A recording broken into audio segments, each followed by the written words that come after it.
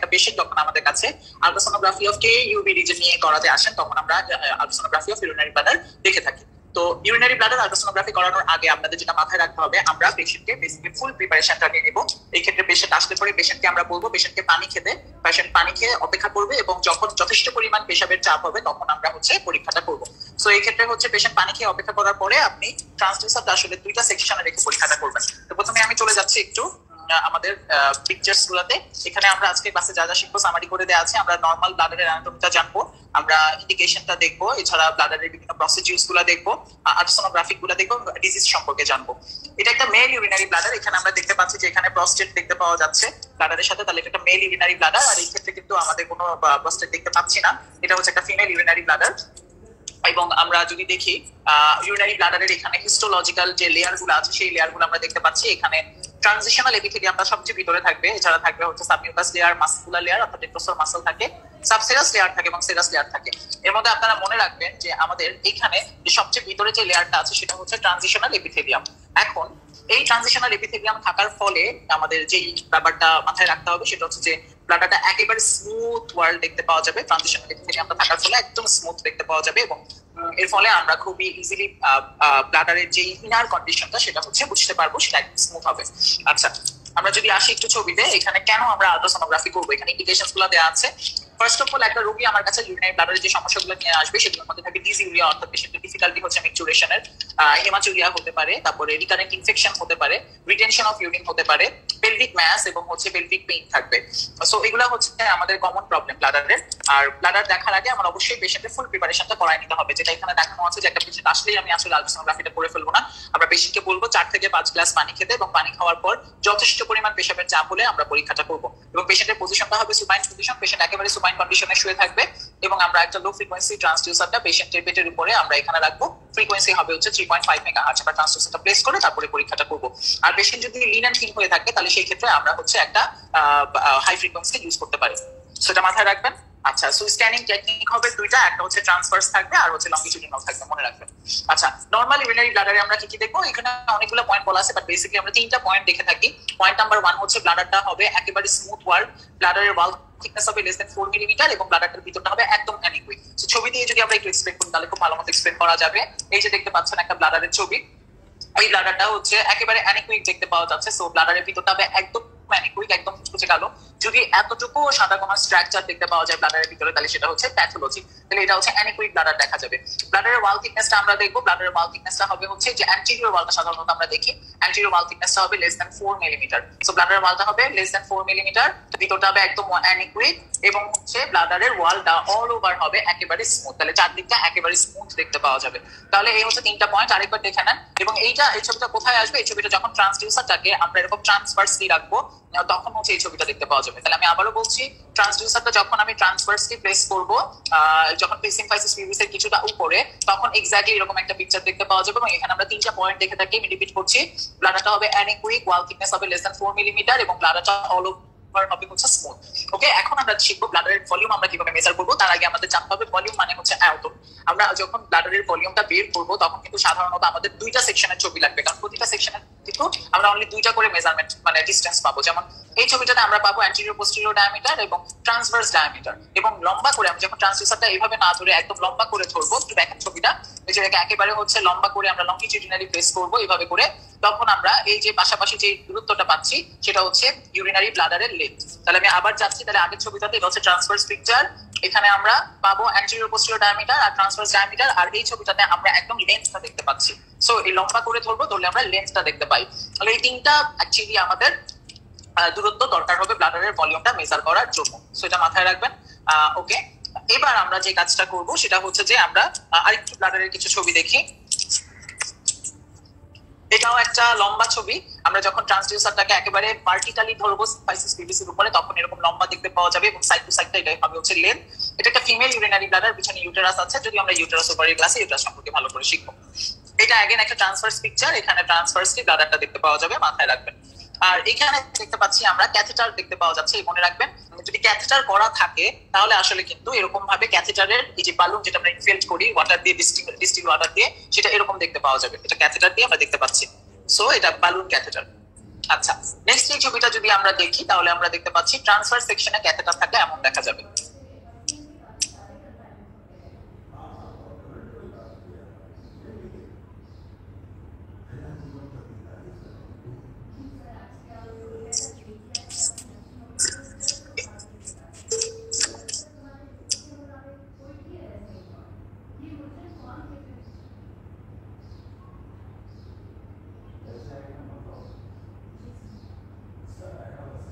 আচ্ছা, তো এই পিকচারটাতে যদি আপনারা দেখেন, এই পিকচারে আমরা ব্লাডারের সাইজটা দেখেছি, যেটা আমাদের হচ্ছে ইয়ে ছিল। সো এই যে সাইজ আমরা যদি দেখি, অল ওভার সাইজটা হবে লেস দ্যান 4 মিলিমিটার। তো ইউরিনারি ব্লাডারের আমরা ওয়াল থিকনেসটা দেখবো, সেটা লেস দ্যান 4 মিলিমিটার হতে হবে। আবার যদি আমরা একদম খালি মানে একদম পার্শিয়ালি ফিল্ড ব্লাডারটা দেখি, তাহলে সেই ক্ষেত্রে আমরা এই ছবিটা দেখবো। এখানে দেখেন যে ওয়ালটা একটু ইরেগুলার এবং একটু মোটা দেখা যাচ্ছে, অর্থাৎ ব্লাডারটা যদি পুরোপুরি ফিল্ড না থাকে তাহলে কিন্তু ওয়াল থিকনেসটা কিছুটা বেশি দেখতে পাওয়া যাবে। সো ওয়াল থিকনেসটা এখানে কিন্তু একটু বেশি দেখা যাচ্ছে। সো পুরোপুরি ফিল্ড না থাকলে ওয়াল থিকনেসটা বেশি হবে এবং এটা ওভারঅল কিন্তু ঠিক দেখা যাচ্ছে। তার ফলে আমরা যদি কোনো জাজমেন্টে চলে যাই ব্লাডারটা প্রপারলি ভরা আছে কিনা না দেখেই, তাহলে সেই ক্ষেত্রে কিন্তু আমাদের ভুল করে ফেলার সম্ভাবনা আছে, আমরা কিন্তু ভুল মেজার করতে পারি। আচ্ছা, নাও আমরা ভলিউম মেজারমেন্ট। আগের কালে ভলিউম কিন্তু মেশিনে করা যেত না, তখন আমরা দুটো সেকশনের ছবি নিতে হতো, একটা ট্রান্সভার্স ছবি, একটা লেন্থ কন্টেন্ট ছবি, এবং ছবি দুটো নিয়ে আমরা ওই যে তিনটা দূরত্ব আমি দেখিয়েছি, anterior posterior diameter, transverse diameter এবং লেন্থ, এই তিনটা আমরা আলাদা করে ক্যালকুলেটরে গুণ করতে হতো আমাদের, মানে দৈর্ঘ্য গুণ প্রস্থ গুণ উচ্চতা গুণ 0.52 গুণ করতে হতো। বাট এখন অ্যাকচুয়ালি ওটা করার দরকার পড়ে না। এখন আমরা যেটা করি সেটা হচ্ছে যে আমরা তিনটা অ্যাকচুয়ালি ডিফারেন্ট ডায়ামিটার নিয়ে জাস্ট হচ্ছে আমরা দুইটা ছবি একসাথে করে নিব মনিটর সোনোগ্রাফিক মেশিনে। আমরা ভলিউম অপশনটা সিলেক্ট করব ফ্রিজ করার পরে, দেন আমরা তিনটা ডায়ামিটার জাস্ট সিলেক্ট করে দিব, anterior posterior diameter, transverse diameter আর লেন্থ। তিনটা ডায়ামিটার আমরা শুধুমাত্র সিলেক্ট করে ফেলা মাত্র অটোমেটিক্যালি ভলিউমটা চলে আসবে। সো এটা মাথায় রাখবেন, ভলিউম বের করার পদ্ধতি। সো এই হচ্ছে মোটামুটি আমাদের যে প্রসেসটা। এখানে আমরা দেখবো যে ট্রান্সভার্স ডায়ামিটারটা আর এপিটা আমরা এখান থেকেও নিতে পারি বা এটা থেকেও নিতে পারি, আর লেন্থটা নিব। আচ্ছা, ছবিটা একটু দেখি। তাহলে এই হচ্ছে ডুয়াল ছবি আমি একসাথে নিয়েছি, একটা হচ্ছে আমাদের ট্রান্সভার্স পিকচার আর একটা হচ্ছে লেন্থ। এই ট্রান্সভার্স পিকচারে আমরা তিনটা পয়েন্ট দেখে ফেলবো বা দুইটাতেই দেখতে পারি। অ্যানিকুইক হবে, ওয়াল থিকনেস হবে লেস দ্যান 4 মিলিমিটার, আর ওয়ালটা অল ওভার স্মুথ দেখতে পাওয়া যাবে। এন্ড এই পিকচারটা দিয়ে আমরা ফ্রিজ করার পরে আমরা ভলিউম অপশনটা সিলেক্ট করব, করে আমরা হচ্ছে এপি ডায়ামিটারটা ট্রান্সভার্স ডায়ামিটার নিব আর হচ্ছে লেন্থ নিব। সো এই হচ্ছে আমাদের মোটামুটি আমাদের তিনটা যে দূরত্ব সেই তিনটা আমরা মেজার করে ফেললাম। এখান থেকে দেখেন আমি এপি ডায়ামিটার কিন্তু এই ছবি থেকেও নিতে পারি, অ্যান্টেরিয়র পোস্টেরিয়র ডায়ামিটারটা এই পিকচার থেকেও নিতে পারি। সো যেটা থেকেই নেই ম্যাটার করে না। সো এই হচ্ছে মোটামুটি আমাদের মেজারমেন্টস। সো এই মেজারমেন্টটা নিয়ে নিলে পরে আমাদের মোটামুটি হচ্ছে ভলিউমটা অটোমেটিক্যালি চলে আসবে। সো এটা একটু দেখেন আপনারা।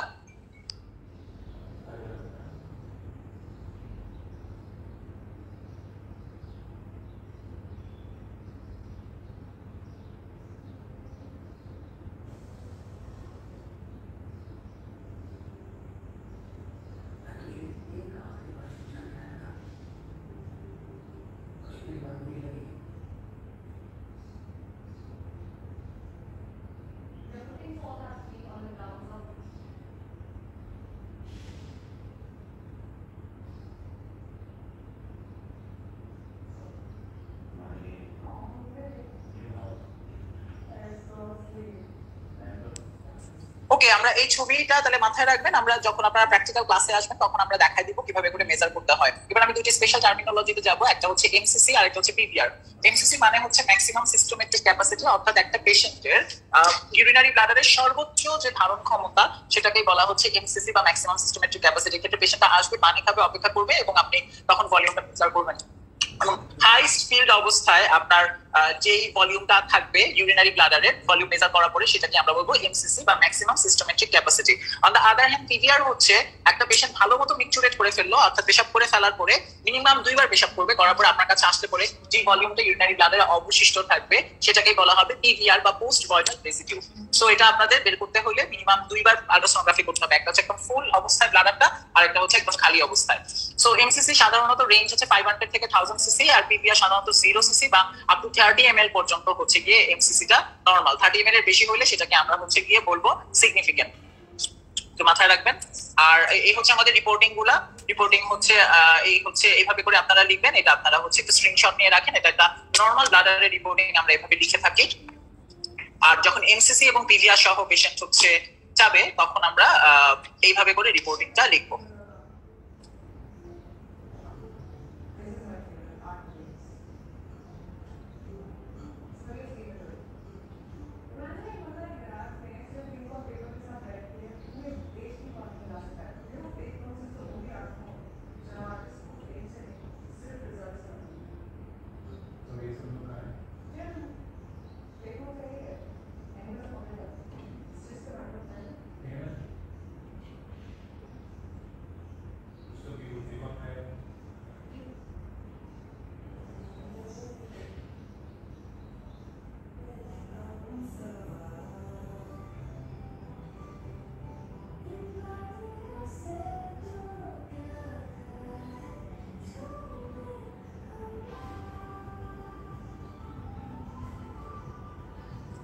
আমরা চলে যাব ব্লাডারের প্যাথোলজিতে। প্যাথোলজি যদি আপনারা দেখেন তাহলে সেই ক্ষেত্রে হচ্ছে আমরা একবারে চলে যাই। আমরা একটু রিপিট করি যে ব্লাডারের নরমাল ছবিগুলো কেমন হবে। আপনাদের নিশ্চয়ই মনে আছে যে ব্লাডারে আমরা নরমালি ওয়াল থিকনেসটা হবে লেস দ্যান 4 মিলিমিটার, ওয়ালটা একেবারে স্মুথ হবে। যখন আমরা এরকম দেখতে পাবো যে লোকালি একটু ফোলা, এটা কিন্তু একটা প্যাথোলজি, বা একটা লোকালি রেগুলারলি ইরেগুলার দেখা যাচ্ছে, এটাও কিন্তু একটা প্যাথোলজি, মাথায় রাখতে হবে। এখানে আমরা দেখতে পাচ্ছি যে বাইরে থেকে ভিতরের দিকে প্রেস করে আছে, সো এই যে প্রেসিং দেখতে পাচ্ছেন, এটাও কিন্তু প্যাথোলজি, এটা আমরা নরমাল হিসেবে কাউন্ট করবো না। আর এটা যখন দেখবেন যে এইখানে দেখতে পাচ্ছেন যে ব্লাডারটা পুরোপুরি একদম এক কালারের মনে হচ্ছে, বাট এক কালার না, ভিতরে দেখেন দুইটা দাগ দেখা যাচ্ছে, কালো দাগ। আসলে ব্লাডারটা পুরো অ্যানিকুইক হওয়ার পরে যদি আপনি দেখতে পাচ্ছেন এরকম সাদা দুইটা এরিয়া দেখতে পাওয়া যাচ্ছে, এটা হচ্ছে ureterocele. So this is also a pathology, মাথায় রাখবেন। আর এখানে ম্যাস দেখতে পাচ্ছি আমরা, যে ব্লাডারে ম্যাস দেখা যাচ্ছে, এটা হচ্ছে ইউরিনারি ব্লাডার ম্যাস। আচ্ছা, আর এই ছবিটাতে আমরা যে নরমাল আমাদের ফার্স্ট পয়েন্টটা ছিল যে ব্লাডারের ওয়াল থিকনেস হবে লেস দ্যান 4 মিলিমিটার, এখানে কিন্তু দেখা যাচ্ছে যে এই ওয়াল থিকনেসটা অনেক বেশি, তাহলে এটা মোর দ্যান 4 মিলিমিটার হবে। তো অল ওভার যেহেতু এটা 4 মিলিমিটারের উপরে, এটাকে আমরা বলবো generalised thickening of urinary bladder ওয়াল, মাথায় রাখবেন। তাহলে এটাকেই বলা হবে generalised thickening of urinary bladder ওয়াল। ওকে, এটা মাথায় রাখবেন। আচ্ছা, সো अगेन আমরা দেখতে পাচ্ছি এখানে ডাইভার্টিকুলা দেখতে পাচ্ছেন আপনারা, এরকম জেনারেলাইজড থিকনিং এর সাথে ব্লাডার এরকম টুট করে ভিতরের দিকে ঢুকে যেতে পারে, এটাকে বলা হয় হচ্ছে ইউরিনারি ব্লাডার ডাইভার্টিকুলা, মাথায় রাখবেন। আচ্ছা, এখানে আমি জেনারেলাইজ থিকনিং এর বিভিন্ন ভেরিয়েশন দেখিয়েছি, যেমন এই যে এরকম একটা ব্রিজ তৈরি করতে পারে, এরকম ডাইভার্টিকুলা তৈরি করতে পারে, এরকম ইরেগুলারলি ফুলে ফুলে যেতে পারে, এবং এটা আস্তে আস্তে কিন্তু খুব খারাপের দিকে যায়, এখানে একটা ম্যাস ফর্ম করতে পারে, মাথায় রাখবেন। এরকম ম্যাস তৈরি করে ব্লাডারের ক্যাভিটিটা একেবারে ছোট হয়ে যেতে পারে। अगेन এটা জেনারেলাইজ থিকনিং দেখতে পাওয়া যাচ্ছে। So this is also called generalise thickening of urinary bladder wall. এই যে জেনারেলাইজ থিকনিং খুব সুন্দর দেখতে পাচ্ছি আমরা, এগুলো জেনারেলাইজ থিকনিং এর পিকচার। ওকে, নাও আমরা চলে আসবো নিউরোজেনিক ব্লাডার। অনেক সময় আমাদের কাছে রোগীরা নিউরোজেনিক ব্লাডার ডায়াগনোসিস কেস নিয়ে আসে নিউরোজেনিক ব্লাডারের স্টেজিংটা জানতে, যে কোথায় আছে। তো আপনারা জানেন যে স্পাইনাল কর্ড ইনজুরি হওয়ার ফলে নিউরোজেনিক ব্লাডারটা ডেভেলপ করে, এবং এই ক্ষেত্রে পেশেন্ট নিজে নিজে মিক্সুলেটর করতে পারে না, তার প্যারাসিম্পথেটিক সাপ্লাইটা অল্টার্ড হয়ে যায়। সেই ক্ষেত্রে হয় কি, ইনিশিয়াল স্টেজে আমরা যদি ছবি দেখি, প্রথম ছবিটা দেখেন, ব্লাডারটা একদম ওভার ডিস্টেন্ডেড হয়ে যায়, অনেক বড় হয়ে যাচ্ছে। সো ওভার ডিস্টেন্ডেড আমরা কেমনে বুঝবো? আমরা যখন ট্রান্সডিউসারটা ব্লাডারের উপর রেখে দুটো পোল একসাথে কোনোভাবেই দেখতে পাবো না, এখানে যেমন একটা পোলও দেখতে পাওয়া যাচ্ছে না। সো দুইটা পোল যদি একসাথে দেখতে না পাওয়া যায়, তাহলে আমরা এটাকেই বলবো over distended bladder. So urinary ব্লাডারের দুটো পোল একসাথে কোনোভাবে দেখতে না পাওয়া গেলে এটাকে আমরা বলবো ওভার ডিস্টেনশন, এবং নিউরোজেনিক ব্লাডারের সাথে থাকলে এটাকে আমরা বলবো early stage of neurogenic bladder.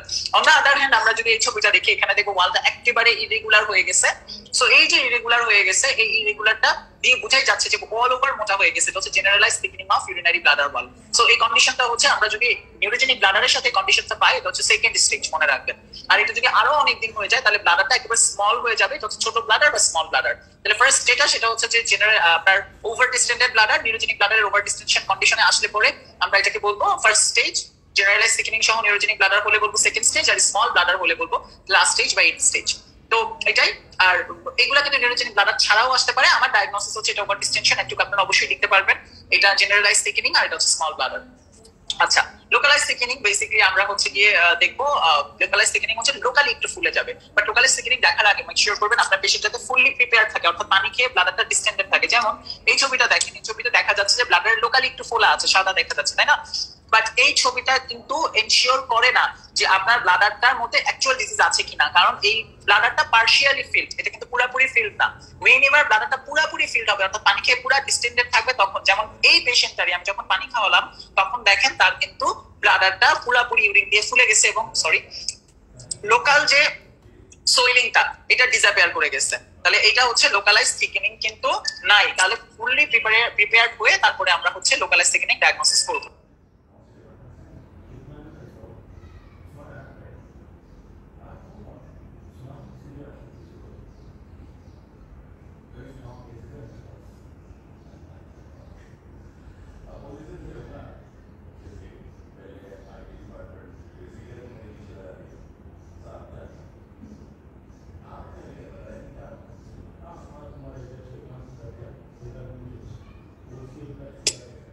Okay, so আমরা এবার চলে যাই লোকালাইজ থিকনিং অ্যাকচুয়ালি কোন কোন কারণে হয়। সো লোকালাইজ থিকনিং এর মধ্যে আমরা দেখবো যে ব্লাডারে ধরেন আপনি পুরো ওয়ালটাই নরমাল, খালি লোকালি একটা কোনো জায়গায় স্পেসিফিক একটু ফোলা আছে। সো এই যে ফোলাটা দেখতে পাচ্ছেন, ফোলাটার কালার আপনাকে দেখতে হবে। সো ফোলাটার কালার যখন সাদা, তখন আপনি দেখবেন পিছনে শ্যাডো আছে নাকি নাই। যদি শ্যাডো থাকে তাহলে এটা স্টোন, কোনো কথাই নাই। শ্যাডো না থাকলে যদি দেখেন ছোট্ট একটা ফোলা, তাহলে এটা হচ্ছে পলিপ। আর যদি ইরেগুলার কালেকশন দেখতে পাওয়া যায়, তাহলে এটা হচ্ছে আপনার blood clot. On the other hand যদি দেখেন লোকালি মাস দেখা যাচ্ছে, মিক্সড কালার দেখা যাচ্ছে, সাদা না, তাহলে এটা হচ্ছে ইউরিনারি ব্লাডার ম্যাস, মনে রাখবেন। সো এখানে আমরা ছবি দেখবো, যে দেখেন এটা একদম এক কালারের চকচকে সাদা, কোনো শ্যাডো দেখতে পাওয়া যাচ্ছে না, তাহলে এটা হচ্ছে পলিপ। আবার এটা যদি মিক্সড কালারের হয়ে থাকে, আপনি দেখতে পাচ্ছেন মিক্সড কালার, তাহলে এটা হচ্ছে ব্লাড ক্লট। সাদা হলে এটা পলিপ হবে, আর ইরেগুলার কালেকশন হলে এটা হবে হচ্ছে ব্লাড ক্লট। আর মিক্সড কালার যদি হয় তাহলে এটা হচ্ছে ম্যাস। ঠিক আছে, চলে আসি আমি স্টোনে। এই যে সাদা উইথ পোস্টেরিয়র অ্যাকোয়াস্টিক শ্যাডোইং, এটা হচ্ছে stone. Generalize thickening with enlarge prostate, আমাদের নেক্সট ক্লাসে আমরা প্রস্টেট এবং স্প্লিন করব, তখনকার জন্য প্রস্টেটটা রেখে দিচ্ছি, বাট জেনারেলাইজ থিকেনিংটা এখনই আপনারা ভালো করে দেখে নেন। আর এগুলো হচ্ছে স্টোন। এই যে সাদা উইথ পোস্টেরিয়র অ্যাকোয়াস্টিক শ্যাডোইং, সুন্দর দেখা যাচ্ছে, দিস আর স্টোন। যে সাদা উইথ পোস্টেরিয়র অ্যাকোয়াস্টিক শ্যাডোইং, এটাও স্টোন। এই যে hyper echogenic structure with distal acoustic shadowing, এটা খুব সুন্দর স্টোন দেখতে পাচ্ছি আমরা। স্টোনের অনেক ভালো একটা ছবি, স্টোন দেখা যাচ্ছে।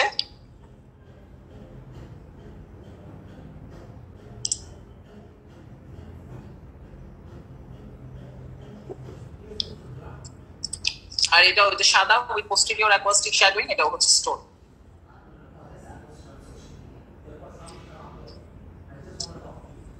আচ্ছা, এবার আমরা ব্লাডার ইনফ্লামেশন বা সিস্টাইটিস এর ফিচার্স গুলো দেখবো। সিস্টাইটিস কেন হয়? সাধারণত ব্লাডার ইনফেকশন হইলে ওইটাই হচ্ছে সিস্টাইটিস। সিস্টাইটিস সাধারণত আপনার এই কজগুলোতে হয় যে ফলস ক্যাথেটার ইউজ করার ফলে, তারপরে রেক্টোভ্যাজাইনাল ফিস্টুলা যদি থাকে, তারপরে রেনাল কোনো ডিজিজ বা সেক্সুয়াল ইন্টারকোর্স যদি প্রোটেক্টেড থাকে, হাইজিন মেইনটেইন ঠিক মতো না করলে, ডায়াবেটিস অথবা যে পোস্ট সার্জিক্যাল আপনার ইন্টারভেনশনের জন্য সাধারণত হয়ে থাকে। আচ্ছা, এখন আপনারা দেখেন আল্ট্রাসোনোগ্রাফিক ফাইন্ডিংস গুলা কি কি হয়। আপনারা নরমাল যে তিনটা পয়েন্ট পড়ছেন, অর্থাৎ হচ্ছে গিয়ে ব্লাডারটা পুরো কালো হবে, ওয়াল থিকনেসটা হচ্ছে আপনার একেবারেই 4 মিলিমিটারের বেশি হবে, আর হচ্ছে জেনারেলাইজড থিকেনিং দেখতে পাওয়া যাবে।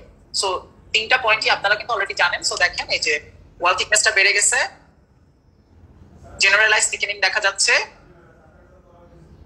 এবং ভিতরটা পুরো কালো নাই, ডট ডট সাদা সাদা দেখা যাচ্ছে, তাহলে এটা হচ্ছে আপনার সিস্টাইটিসের ফিচার।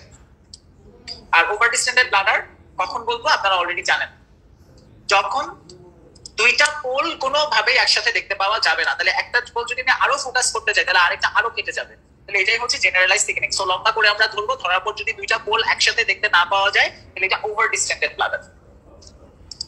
এটা একটা ফিমেলের ওভার ডিস্টেন্ডেড ব্লাডার দেখতে পাচ্ছেন। স্মল ব্লাডার এখন আমরা দেখবো, একটা পেশেন্টকে আপনি বারবার পানি খাওয়াচ্ছেন কিন্তু তার এমসিসি হাফের থেকে বেশি তার ফ্লুইড থাকতেছে না, তাকে আমরা স্মল ব্লাডার বলবো। সাধারণত 200 থেকে 150 ml এর বেশি যদি কোনোভাবেই তার ব্লাডারে ইউরিন না থাকে তাহলে এটাকেই আমরা বলবো হচ্ছে small bladder. So small bladder confirm করতে হলে আমাকে পেশেন্টকে পানি খাওয়াতে হবে।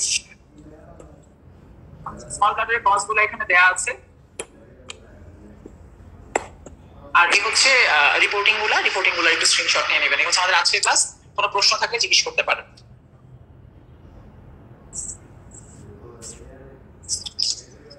ভলিউম মেজারমেন্টটা একবার বললে ভালো হতো। কোনটা আমি বুঝি নাই। ভলিউম মেজারমেন্টটা। ওকে, রিপোর্টিং গুলো একটু নিয়ে নেন, তারপরে বলতেছি। এটারও কাইন্ডলি স্ক্রিনশট নিয়ে নেবেন।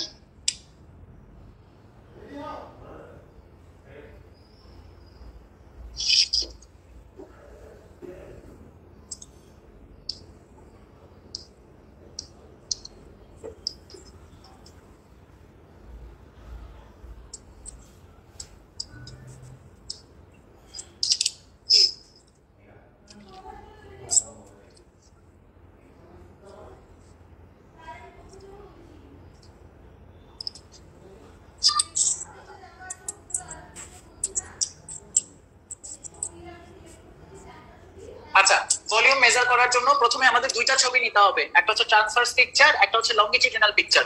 ট্রান্সভার্স পিকচারে আমরা পাবো অ্যান্টেরিয়র পোস্টেরিয়র ডায়ামিটার আর ট্রান্সভার্স ডায়ামিটার, আর লংগিটিউডিনাল পিকচারে আমরা পাবো অ্যান্টেরিয়র পোস্টেরিয়র ডায়ামিটার আর হলো সাইড টু সাইড, এটা যেমন ট্রান্সভার্স ছিল এটা তো লম্বা করে ধরা, তাহলে এটা হচ্ছে লেন্থ। এই ছবিটা দিয়ে আমরা দুইটা ফ্রিজ করার পরে আমরা ভলিউম অপশন সিলেক্ট করবো। আমরা যেমন নরমালি ডিসটেন্স অপশন সিলেক্ট করি, এখানে আমরা ভলিউম অপশনটা সিলেক্ট করবো। সিলেক্ট করার পরে আমরা নিব, এপি ডায়ামিটারটা নিব, যে কোনো একটা থেকে, এটা থেকেও নিতে পারি এপি ডায়ামিটার, এটা থেকেও নিতে পারি, ডাজন্ট ম্যাটার। এপি ডায়ামিটারটা নেওয়ার পরে ট্রান্সভার্স ডায়ামিটারটা নেবেন এবং থার্ডটা হচ্ছে এই যে লংগিটিউডাল ডায়ামিটারটা নেবেন। তাহলে এই তিনটা ডায়ামিটার নিলে পরে আপনি অটোমেটিক্যালি ভলিউম পেয়ে যাবেন। সো এই হচ্ছে ভলিউম মেজারমেন্ট। আপনি বুঝতে পেরেছেন নাকি একটু জানাবেন? জি ভাইয়া, বুঝতে পারছি। ওকে, থ্যাংক ইউ সো মাচ। বাকিটা প্র্যাকটিক্যাল আসতে দেখা যাবে। সো আজকের মতো আমি এখানে ক্লাস শেষ করছি। সবাই ভালো থাকবেন। আল্লাহ হাফেজ।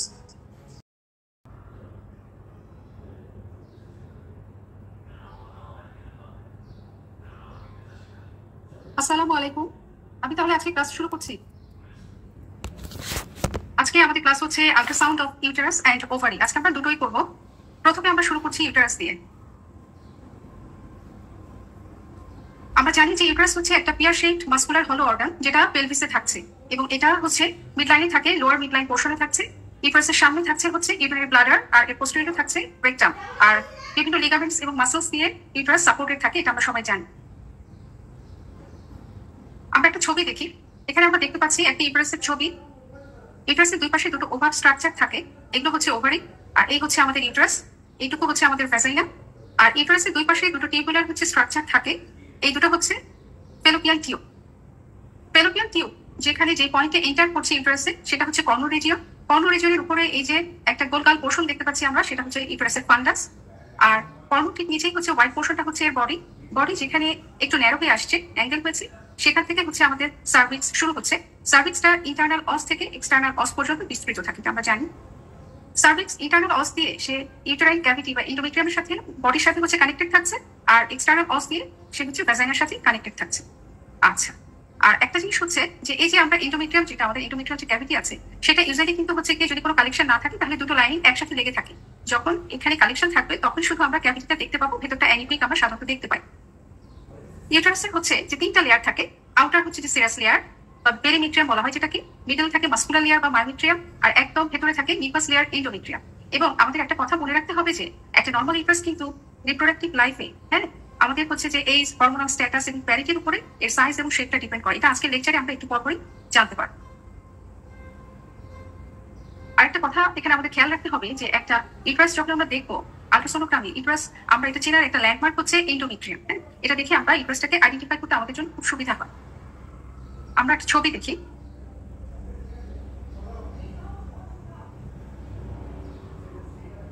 একটু আগে আমরা যে বলছিলাম যে ইউটেরাসের তিনটা লেয়ার থাকে, সেটা হচ্ছে এরকম।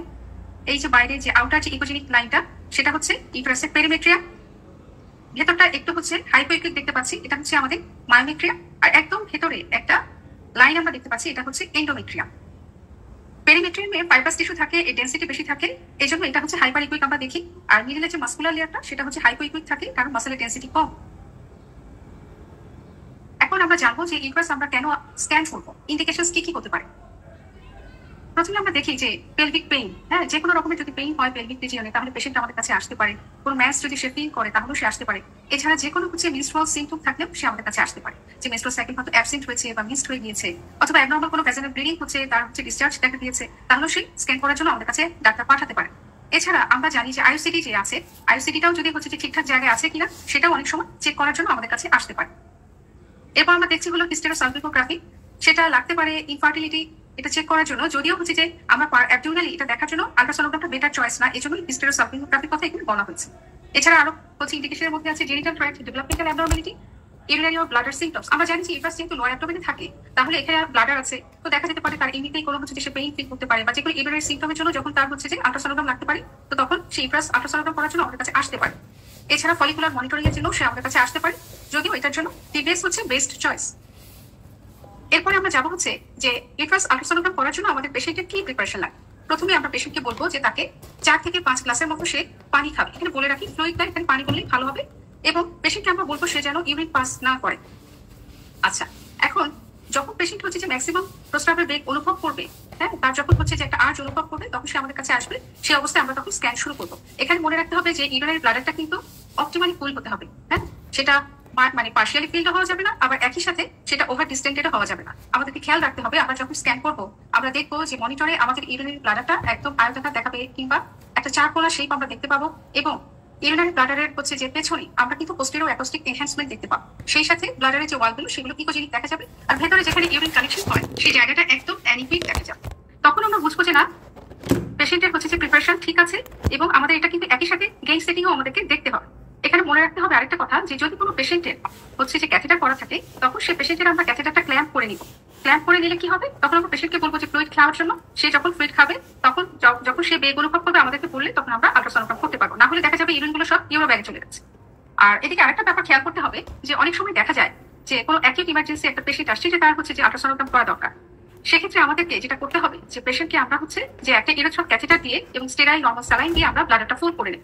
এখানে মনে রাখতে হবে যে এটা একটু ঝুঁকিপূর্ণ হয়, যে বিষয়টা একটু হচ্ছে যে ঝামেলা, যেহেতু তো পেশেন্ট অনেক সময় ঘাবড়ে গিয়ে একটা অ্যাকিউট ইমার্জেন্সি ক্রিয়েট হতে পারে। তো সেজন্য যেখানে হসপিটালাইজেশনের সুবিধা নেই, সেই জায়গায় এটা প্র্যাকটিস না করাটাই ভালো, এটা খেয়াল করতে হবে। আর কারো যদি আইভি ইনফিউশন চলে কিংবা ইনপিওর অর্ডার থাকে, সেক্ষেত্রে আমরা ওয়েট করতে পারি।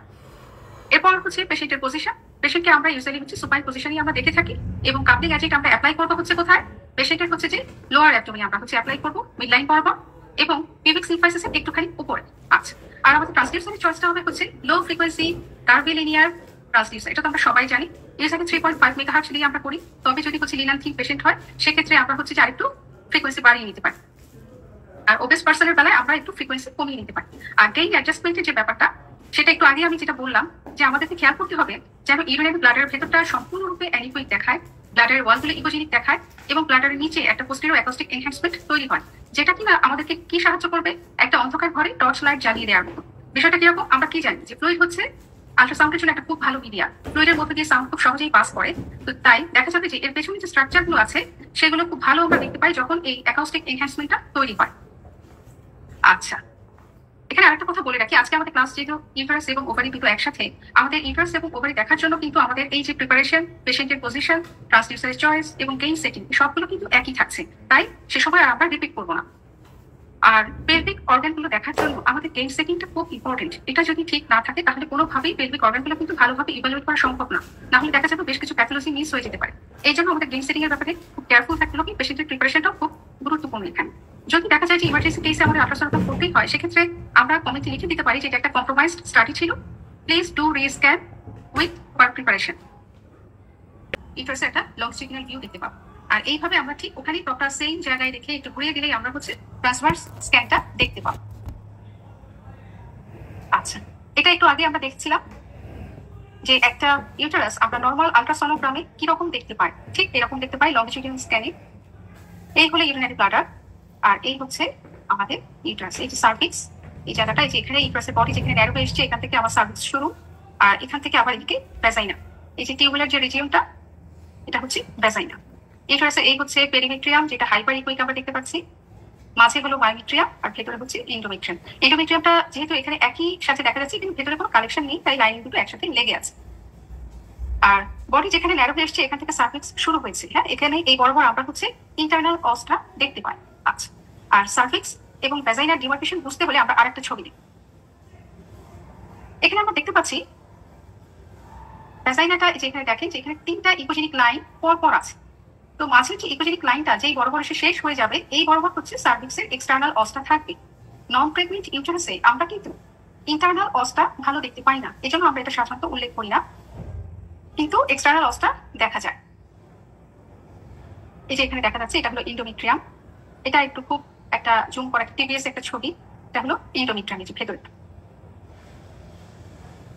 আচ্ছা, আমরা যখন অ্যানাটমি পড়েছিলাম, তখন আমরা শিখেছিলাম যে ইউটারাসের হচ্ছে বিভিন্ন হচ্ছে পজিশন আছে। সেটাও হচ্ছে আমরা জানি যে হচ্ছে যে ওই যে বলেছিলাম আগে যে এই স্প্যারিটি এগুলোর উপরে এগুলো ডিপেন্ড করে। আমরা অ্যান্টিফ্লেকশন, অ্যান্টিভার্সন, রেট্রোভার্সন, রেট্রোফ্লেকশন এগুলো আমরা আগে পড়ে আসছি। তো সেখানে আমরা জেনেছিলাম যে বিভিন্ন কোণের কথা, যে এত ডিগ্রি তৈরি হয়, অত ডিগ্রি তৈরি হয়। তো এগুলো দেখা যায় আল্ট্রাসোনোগ্রামের সময় তো খুব ভালোভাবে এগুলো মেজার করা সম্ভব হয় না। তো এই জন্য আমরা কিছু ট্রিক্স অবলম্বন করবো, যেভাবে আমরা বুঝতে পারবো যে ইউটারাসটা কেমন, হ্যাঁ, অ্যান্টিভার্সন কিনা, অ্যান্টিফ্লেকশন কিনা, রেট্রোভার্সন কিনা, রেট্রোফ্লেক্স কি, এগুলো আমরা বুঝতে পারবো। আমরা ছবি দিই।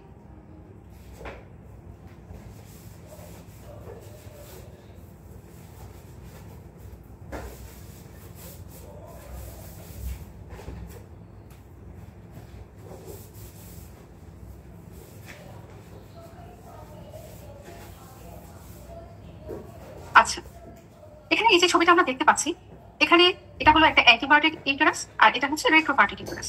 কিভাবে এটা হলো, এটা আমরা একটু ছবি দেখে ভালোভাবে বুঝে নিই। প্রথম ছবিতে যদি আমরা দেখি যে এন্ডোমেট্রিয়ামের যে লাইনিংটা এবং আপনার হচ্ছে যে ফান্ডাসের যে ডিরেকশনটা, সেটা হলো উপরের দিকে। আচ্ছা, এছাড়া দেখা যাচ্ছে কি যে ইউটারাসের যে ফান্ডাসটা আছে, ফান্ডাসটা হচ্ছে ব্লাডারের খুব কাছাকাছি আছে, ব্লাডারের দিকেই হচ্ছে এই ডিরেকশনটা। এটা হলো কি আমার অ্যান্টি যেটা আর কি।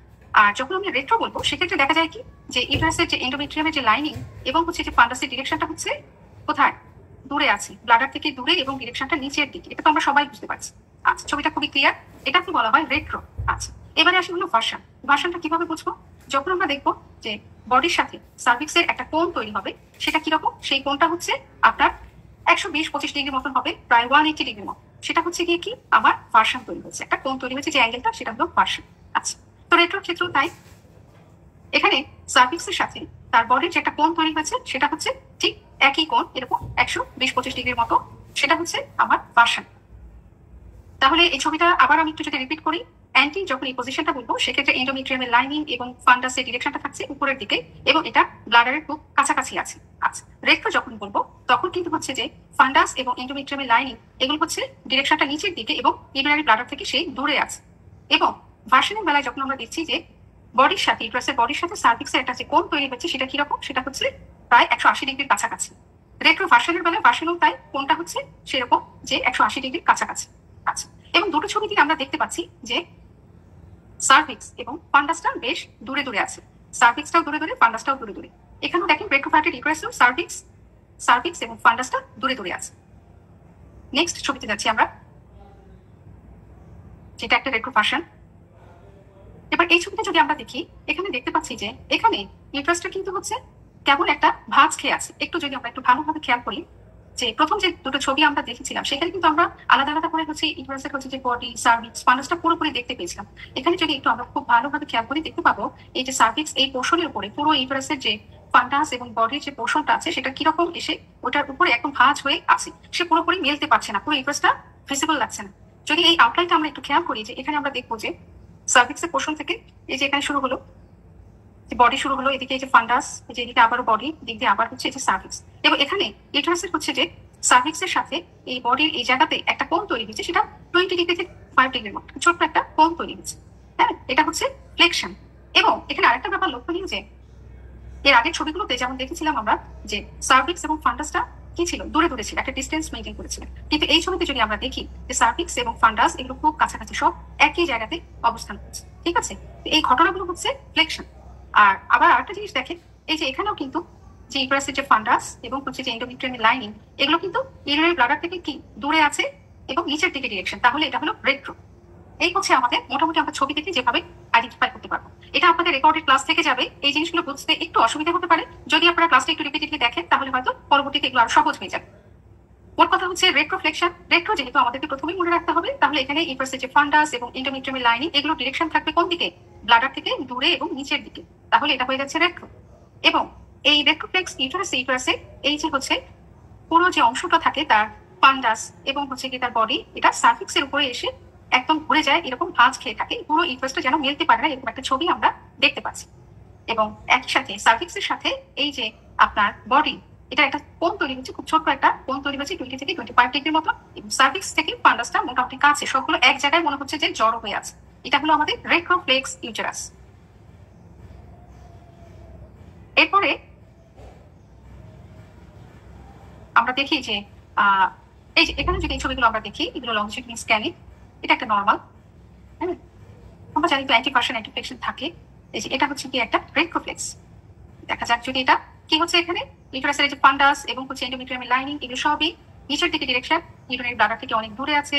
এবং এই ফান্ডাস এবং ইউটেরাসের বডি সব থেকে এই সার্ভিক্সের উপরে গিয়ে মনে হচ্ছে যে দাঁড়িয়ে আছে, একদম ভাঁজ খেয়ে আছে, এক জায়গাতে যাচ্ছে। এবং সার্ভিক্স থেকে ফান্ডাসের দূরত্বটা যেন কমে আসছে, এরা কাছাকাছি অবস্থান করছে। আচ্ছা, আমরা যখন ইউটেরাসের একটা ট্রান্সভার্স সেকশন দেখবো তখন দেখা যাবে কি যে এরকম দেখা যাচ্ছে। ট্রান্সভার্স স্ক্যানে ইউজুয়ালি এটা এরকম দেখা যাচ্ছে, একটা ছোট যেরকম ত্রিকোণা শেপের মতো আমরা দেখতে পাচ্ছি। এবং ইউটেরাসের দুই পাশে দুটো আমরা হচ্ছে হাইপোইপিক যে স্ট্রাকচার, এগুলো হচ্ছে আমাদের ওভারি। আর আমরা আরেকটা জিনিস সেটা জানি যে প্রেগনেন্সিতে কি হয়, ইউটেরাস সাইজে হচ্ছে যে বড় হয়ে যেতে থাকে, তাই তো, বডিটা অনেক কি হয় রাউন্ডেড হয়ে যেতে থাকে। তাহলে কি দাঁড়াবে যে মাল্টিপ্যারাসের পেশেন্টের ইউটেরাসটা দেখতে অনেকটা কি হবে, গোলগাল হয়ে যাবে, একটা বাল্কি হয়ে যাবে। আর এদিকে আরো কিছু ইনফরমেশন হচ্ছে যে ইউটেরাস কিন্তু ওই যে আগেই বলেছি এইজ, প্যারিটি এবং হরমোনাল স্ট্যাটাসের উপরে এর হচ্ছে যে সাইজ এবং শেপ ডিপেন্ড করছে। প্রি পিউবার্টাল স্টেজে কি দেখা যায়, ইউটেরাসটা দেখেন যে একদম টিউবুলার দেখা যাচ্ছে এবং সার্ভিক্সটা তখন হচ্ছে ইউটেরাসের লেন্থের প্রায় 2/3 হয়ে যায়। আর অ্যাডাল্টেও আমরা দুই ভাগে ভাগ করে ফেলি, একটা হচ্ছে যে নালিপ্যারাস এবং মাল্টিপ্যারাস, তাই তো। এবং পোস্ট মেনোপজাল কেমন দেখা যাবে এবং সাইজ কেমন হবে, এটা আমাদের এখানে একটা চার্ট দেওয়া আছে। এই চার্টটা কিন্তু আমাদের প্র্যাকটিস লাইফের জন্য এবং একই সাথে এক্সামের জন্য খুব ইম্পর্টেন্ট। আমাদের সবাইকে কিন্তু এই চার্টটা মোটামুটি ভাবে একটু মুখস্থ করে ফেলতে হবে, কারণ এই মেজারমেন্ট গুলো আমাদের জন্য খুব ইম্পর্টেন্ট। এখানে আপনাদেরকে একটা জিনিস বলি যে স্পেশালি এই মেজারমেন্টটা খুব ইম্পর্টেন্ট, সেটা হচ্ছে কি যে নালিপারাস ওমেনে যে দেখছেন যে এপি ডায়ামিটার কত মোর দেন 4 সেন্টিমিটার বলে আমরা বলছি কি বাল্কি আছে, এবং মাল্টিপ্যারাসের বেলায় এই মেজারমেন্ট হচ্ছে মোর দেন 4.5 সেন্টিমিটার বলে আমরা বলছি বাল্কি। এই দুটো আমাদের ডায়াগনোসিসের জন্য আমাদের হচ্ছে যে খুব হেল্প করবে। প্রি-পিউবার্টাল স্টেজে দেখা যায় যে ইউটারাসটা খুব একদম চিকন থাকে, টিউবুলার থাকে। এই যে দেখা যায়, আমরা যদি একটু দেখি একদম ছোট্ট একটা টিউবুলার একটা ইউটারাস, এই যে দেখেন কত ছোট। আচ্ছা, এবার আমরা চলে যাই ইউটারাসের সাইজ মেজারমেন্টে। সাইজ যখন আমরা নেব তখন আমরা হচ্ছে যে সাধারণত চেষ্টা করব দুটো হচ্ছে যে ভিউ নিব, একটা হলো আমাদের কি লংজিটিউডাল ভিউ এবং আরেকটা হচ্ছে ট্রান্সভার্স ভিউ আমরা দিব। এখানে দেখেন একটা লংজিটিউডাল স্ক্যান করা হয়েছে, এই যে আমাদের ইউরিন ব্লাডার, এই হলো আমাদের ইউটারাসটা, ঠিক আছে। এখানে আমাদের কি করতে হবে, টপ অফ দ্য ফান্ডাস থেকে সার্ভিক্সের একদম শেষ মাথা পর্যন্ত আমরা একটা মেজারমেন্ট নিয়েছি, লেন্থ নিয়ে নিয়েছি। এরপরে আমরা ঠিক এর উপরেই একটা চওড়া জায়গা চুজ করে অ্যান্টেরিয়র ওয়াল থেকে পোস্টেরিয়র ওয়াল পর্যন্ত আমরা একটা মেজারমেন্ট নিয়েছি, সেটা হলো আমার এপি ডায়ামিটার। এখানে মনে রাখতে হবে এই যে ইউরিনারি ব্লাডারের কাছে ইউটারাসের যে ওয়ালটা সেটা হলো অ্যান্টেরিয়র মায়োমেট্রিয়াল ওয়াল, আর যেটা প্রপ থেকে দূরে সেটা হচ্ছে কি আমার পোস্টেরিয়র মায়োমেট্রিয়াল ওয়াল। তাহলে এখানে আমি দুটো মেজারমেন্ট পেয়ে গেছি, একটা হচ্ছে আমার লেন্থ নিলাম টপ অফ দ্য ফান্ডাস থেকে সার্ভিক্সের শেষ মাথা পর্যন্ত, এবং এর পারপেন্ডিকুলার একটা নিয়েছি আমি চওড়া জায়গা চুজ করে, সেটা হচ্ছে এপি ডায়ামিটার। এরপরে চলে যাবো আমি একটা ট্রান্সভার্স স্ক্যানে। এখানে দেখেন এই যে আমার ইউটারাসের হচ্ছে লাইনিংটা, আউটলাইনটা, এখানে একটা ল্যাটারাল ওয়াল থেকে আরেকটা ল্যাটারাল ওয়াল পর্যন্ত আমি চওড়া জায়গা চুজ করে ট্রান্সভার্স ডায়ামিটারটা নিয়ে নিই। তাহলে আমরা তিনটা ডায়ামিটার পেয়ে গেলাম। তখন আমরা কি করবো, আমরা আমাদের যে চার্টটা একটু আগে দেখে আসছি সেই চার্ট অনুযায়ী আমরা মিলিয়ে দেখবো যে না পেশেন্টের এইজ, প্যারিটি এবং হচ্ছে যে হরমোনাল স্ট্যাটাসের উপরে যেটা সাইজটা ঠিক আছে কিনা, তখন আমরা কমেন্ট করতে পারবো। এরপরে অনেক সময় এরকম হতে পারে যে আপনি এমন কোনো পেশেন্ট পেলেন যে যার হচ্ছে যে আপনি এই ধরনের ব্লাডার আপনি ঠিকই খুঁজে পেলেন, কিন্তু হচ্ছে কি হলো যে আপনি হচ্ছে ইউটারাসটা দেখতে পাচ্ছেন না, ঠিক আছে। তখন আপনি তো বলছেন যে কি ব্যাপার, ইউটারাস কোথায় গেল, তাহলে তো আমি এখানে কমেন্টে লিখে দেবো যে ইউটারাস অ্যাবসেন্ট। এটা কিন্তু আমাদের মনে রাখতে হবে, যেটা আমরা লিখতে পারবো।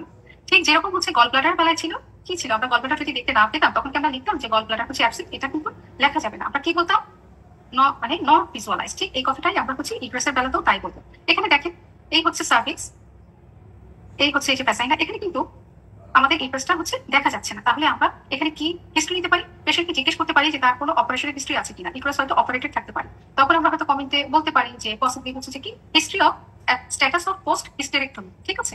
আবার অনেক সময় কিন্তু পার্শিয়াল বা সাবটোটাল হিস্টেরেক্টমি নিয়েও পেশেন্ট আসতে পারে। সেক্ষেত্রে আপনার কি করতে হবে, আপনার এখানে দেখতে হবে যে যেটুকু পোর্শন হচ্ছে কি এখানে আছে রিমুভ করার পরে সেগুলোর মেজারমেন্ট আপনাকে নিতে হবে, এবং একই সাথে এখানে কোনো ফ্লুইড কালেকশন আছে কিনা বা রিকারেন্ট কোনো গ্রোথ আছে কিনা, হ্যাঁ, এগুলো আপনাকে খেয়াল করতে হবে, রিপোর্টে সেগুলো উল্লেখ করে দিতে হবে। এবারে আমরা দেখবো হচ্ছে কি এন্ডোমেট্রিয়াম। আমরা আগেই বলেছিলাম যে ইউটারাস আইডেন্টিফিকেশনের একটা ল্যান্ডমার্ক হচ্ছে কি এন্ডোমেট্রিয়াম।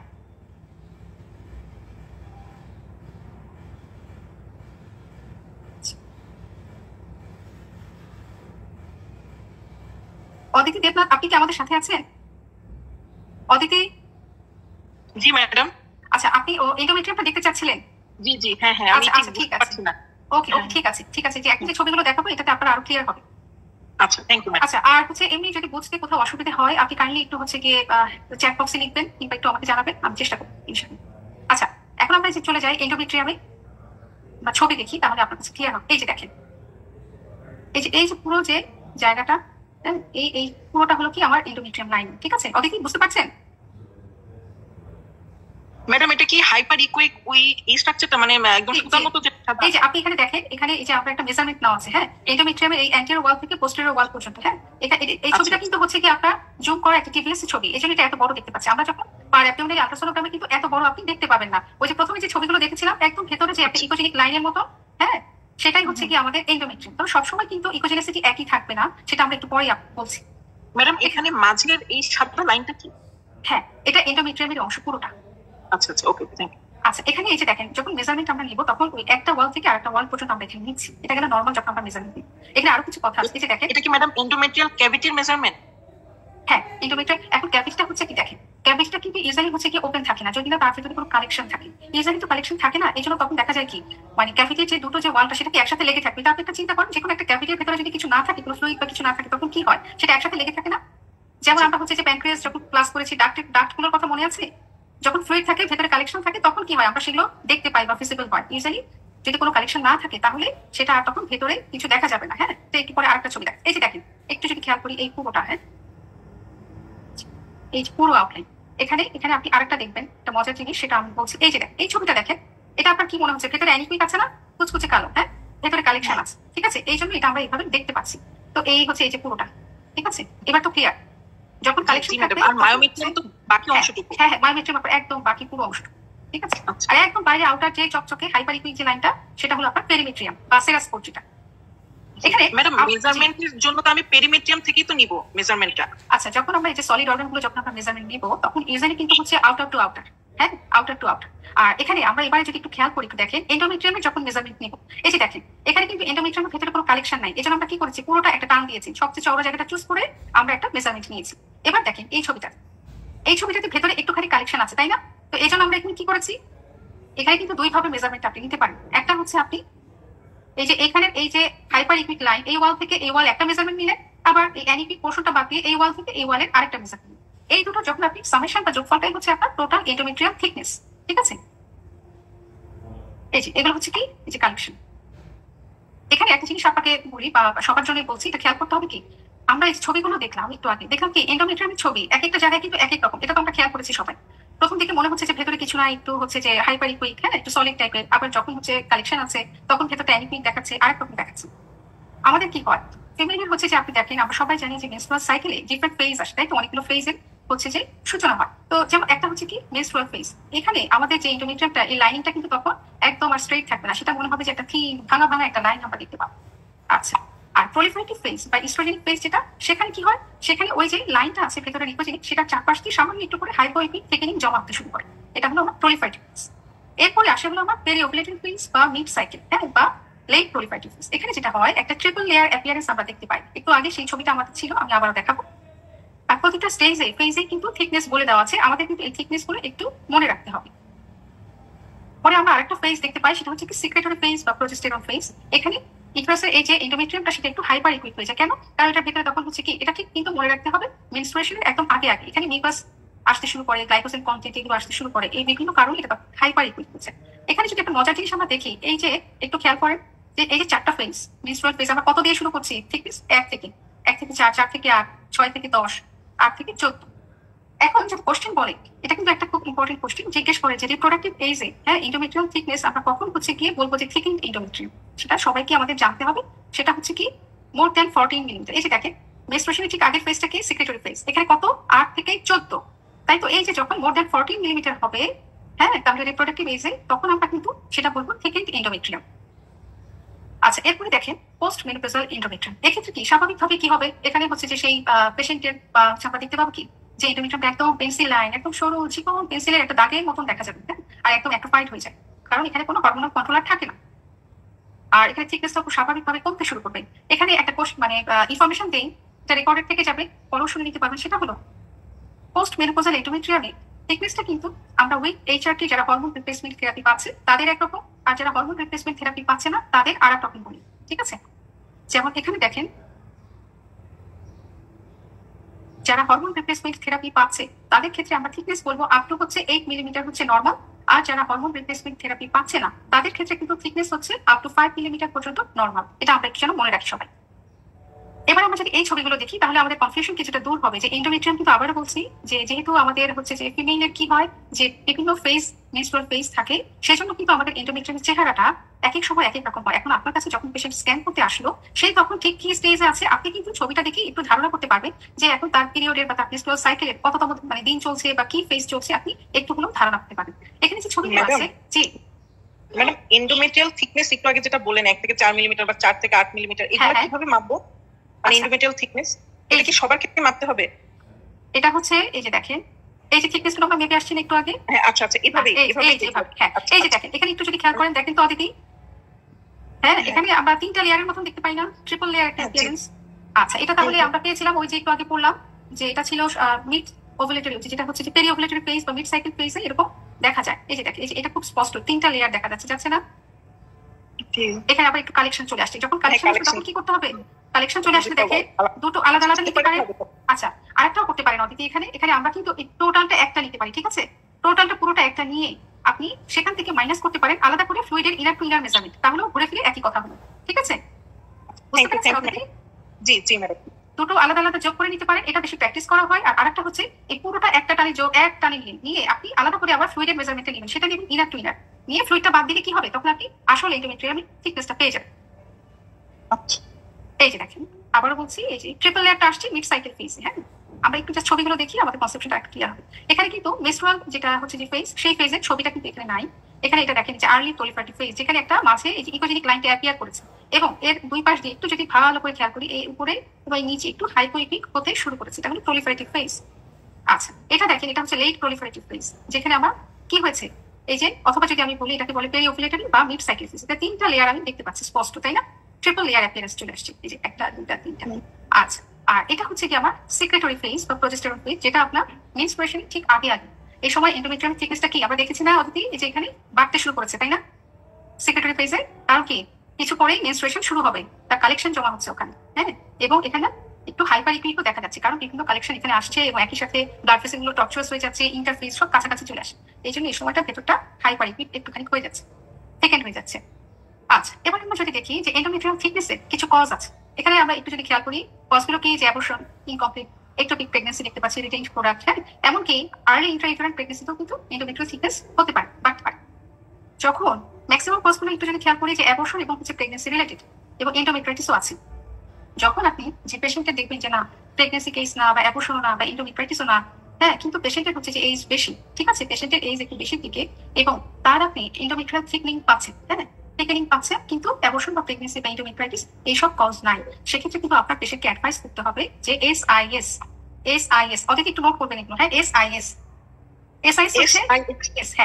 হচ্ছে স্যালাইন ইনফিউশন সোনোগ্রাফি। ঠিক আছে, এই পদ্ধতিতে কি করা হয়, পেশেন্টের হচ্ছে এন্ডোমেট্রিয়াল ক্যাভিটিতে, হ্যাঁ, স্যালাইন পুশ করে দিয়ে হচ্ছে আপনার সোনোগ্রাফি করা হয়, টিপিএস করা হচ্ছে। তখন কি হয়, তখন হচ্ছে যে পেশেন্টের ভেতরে যদি অন্য কোনো প্রবলেম থাকে বা কিছু থাকে, সেটা খুব ভালো দেখা যায়। এখানে বুঝতে হবে যে পার অ্যাবডোমিনালে যখন আমরা কোনো এন্ডোমেট্রিয়াল থিকনিং পাবো এবং সেই কজের সাথে অ্যাবর্শন নাই, প্রেগন্যান্সি নাই, এন্ডোমেট্রাইটিস নাই, তখন আমাদের মাথায় রাখতে হবে পেশেন্টের এজ বেশি হলে যে তার পলিপ আছে থাকতে পারে বা কার্সিনোমার চান্স আছে বা হাইপারপ্লাসিয়া বা অ্যাডিশন, এগুলো চিন্তা করে আমাদেরকে তখন এসআইএস অ্যাডভাইস করতে হবে, স্যালাইন ইনফিউশন সোনোগ্রাফি। আচ্ছা, এরপর আমরা চলে যাই আইইউডি, হ্যাঁ, ইন্ট্রাইউটেরাইন কন্ট্রাসেপটিভ ডিভাইস, এটা আমরা জানি কি, কেন ইউজ করছি আমরা। এরপর এখানে আমরা সোনোগ্রাফিতে কি দেখতে পাবো, দেখেন, এই যে এটা একটা লংজিটিউডাল স্ক্যান ইউটেরাসের, এখানে দেখেন এই যে আইইউডি যে ইন্ট্রাইউটেরাইন কন্ট্রাসেপটিভ ডিভাইসটা আমরা দেখতে পাচ্ছি, ঠিক আছে না?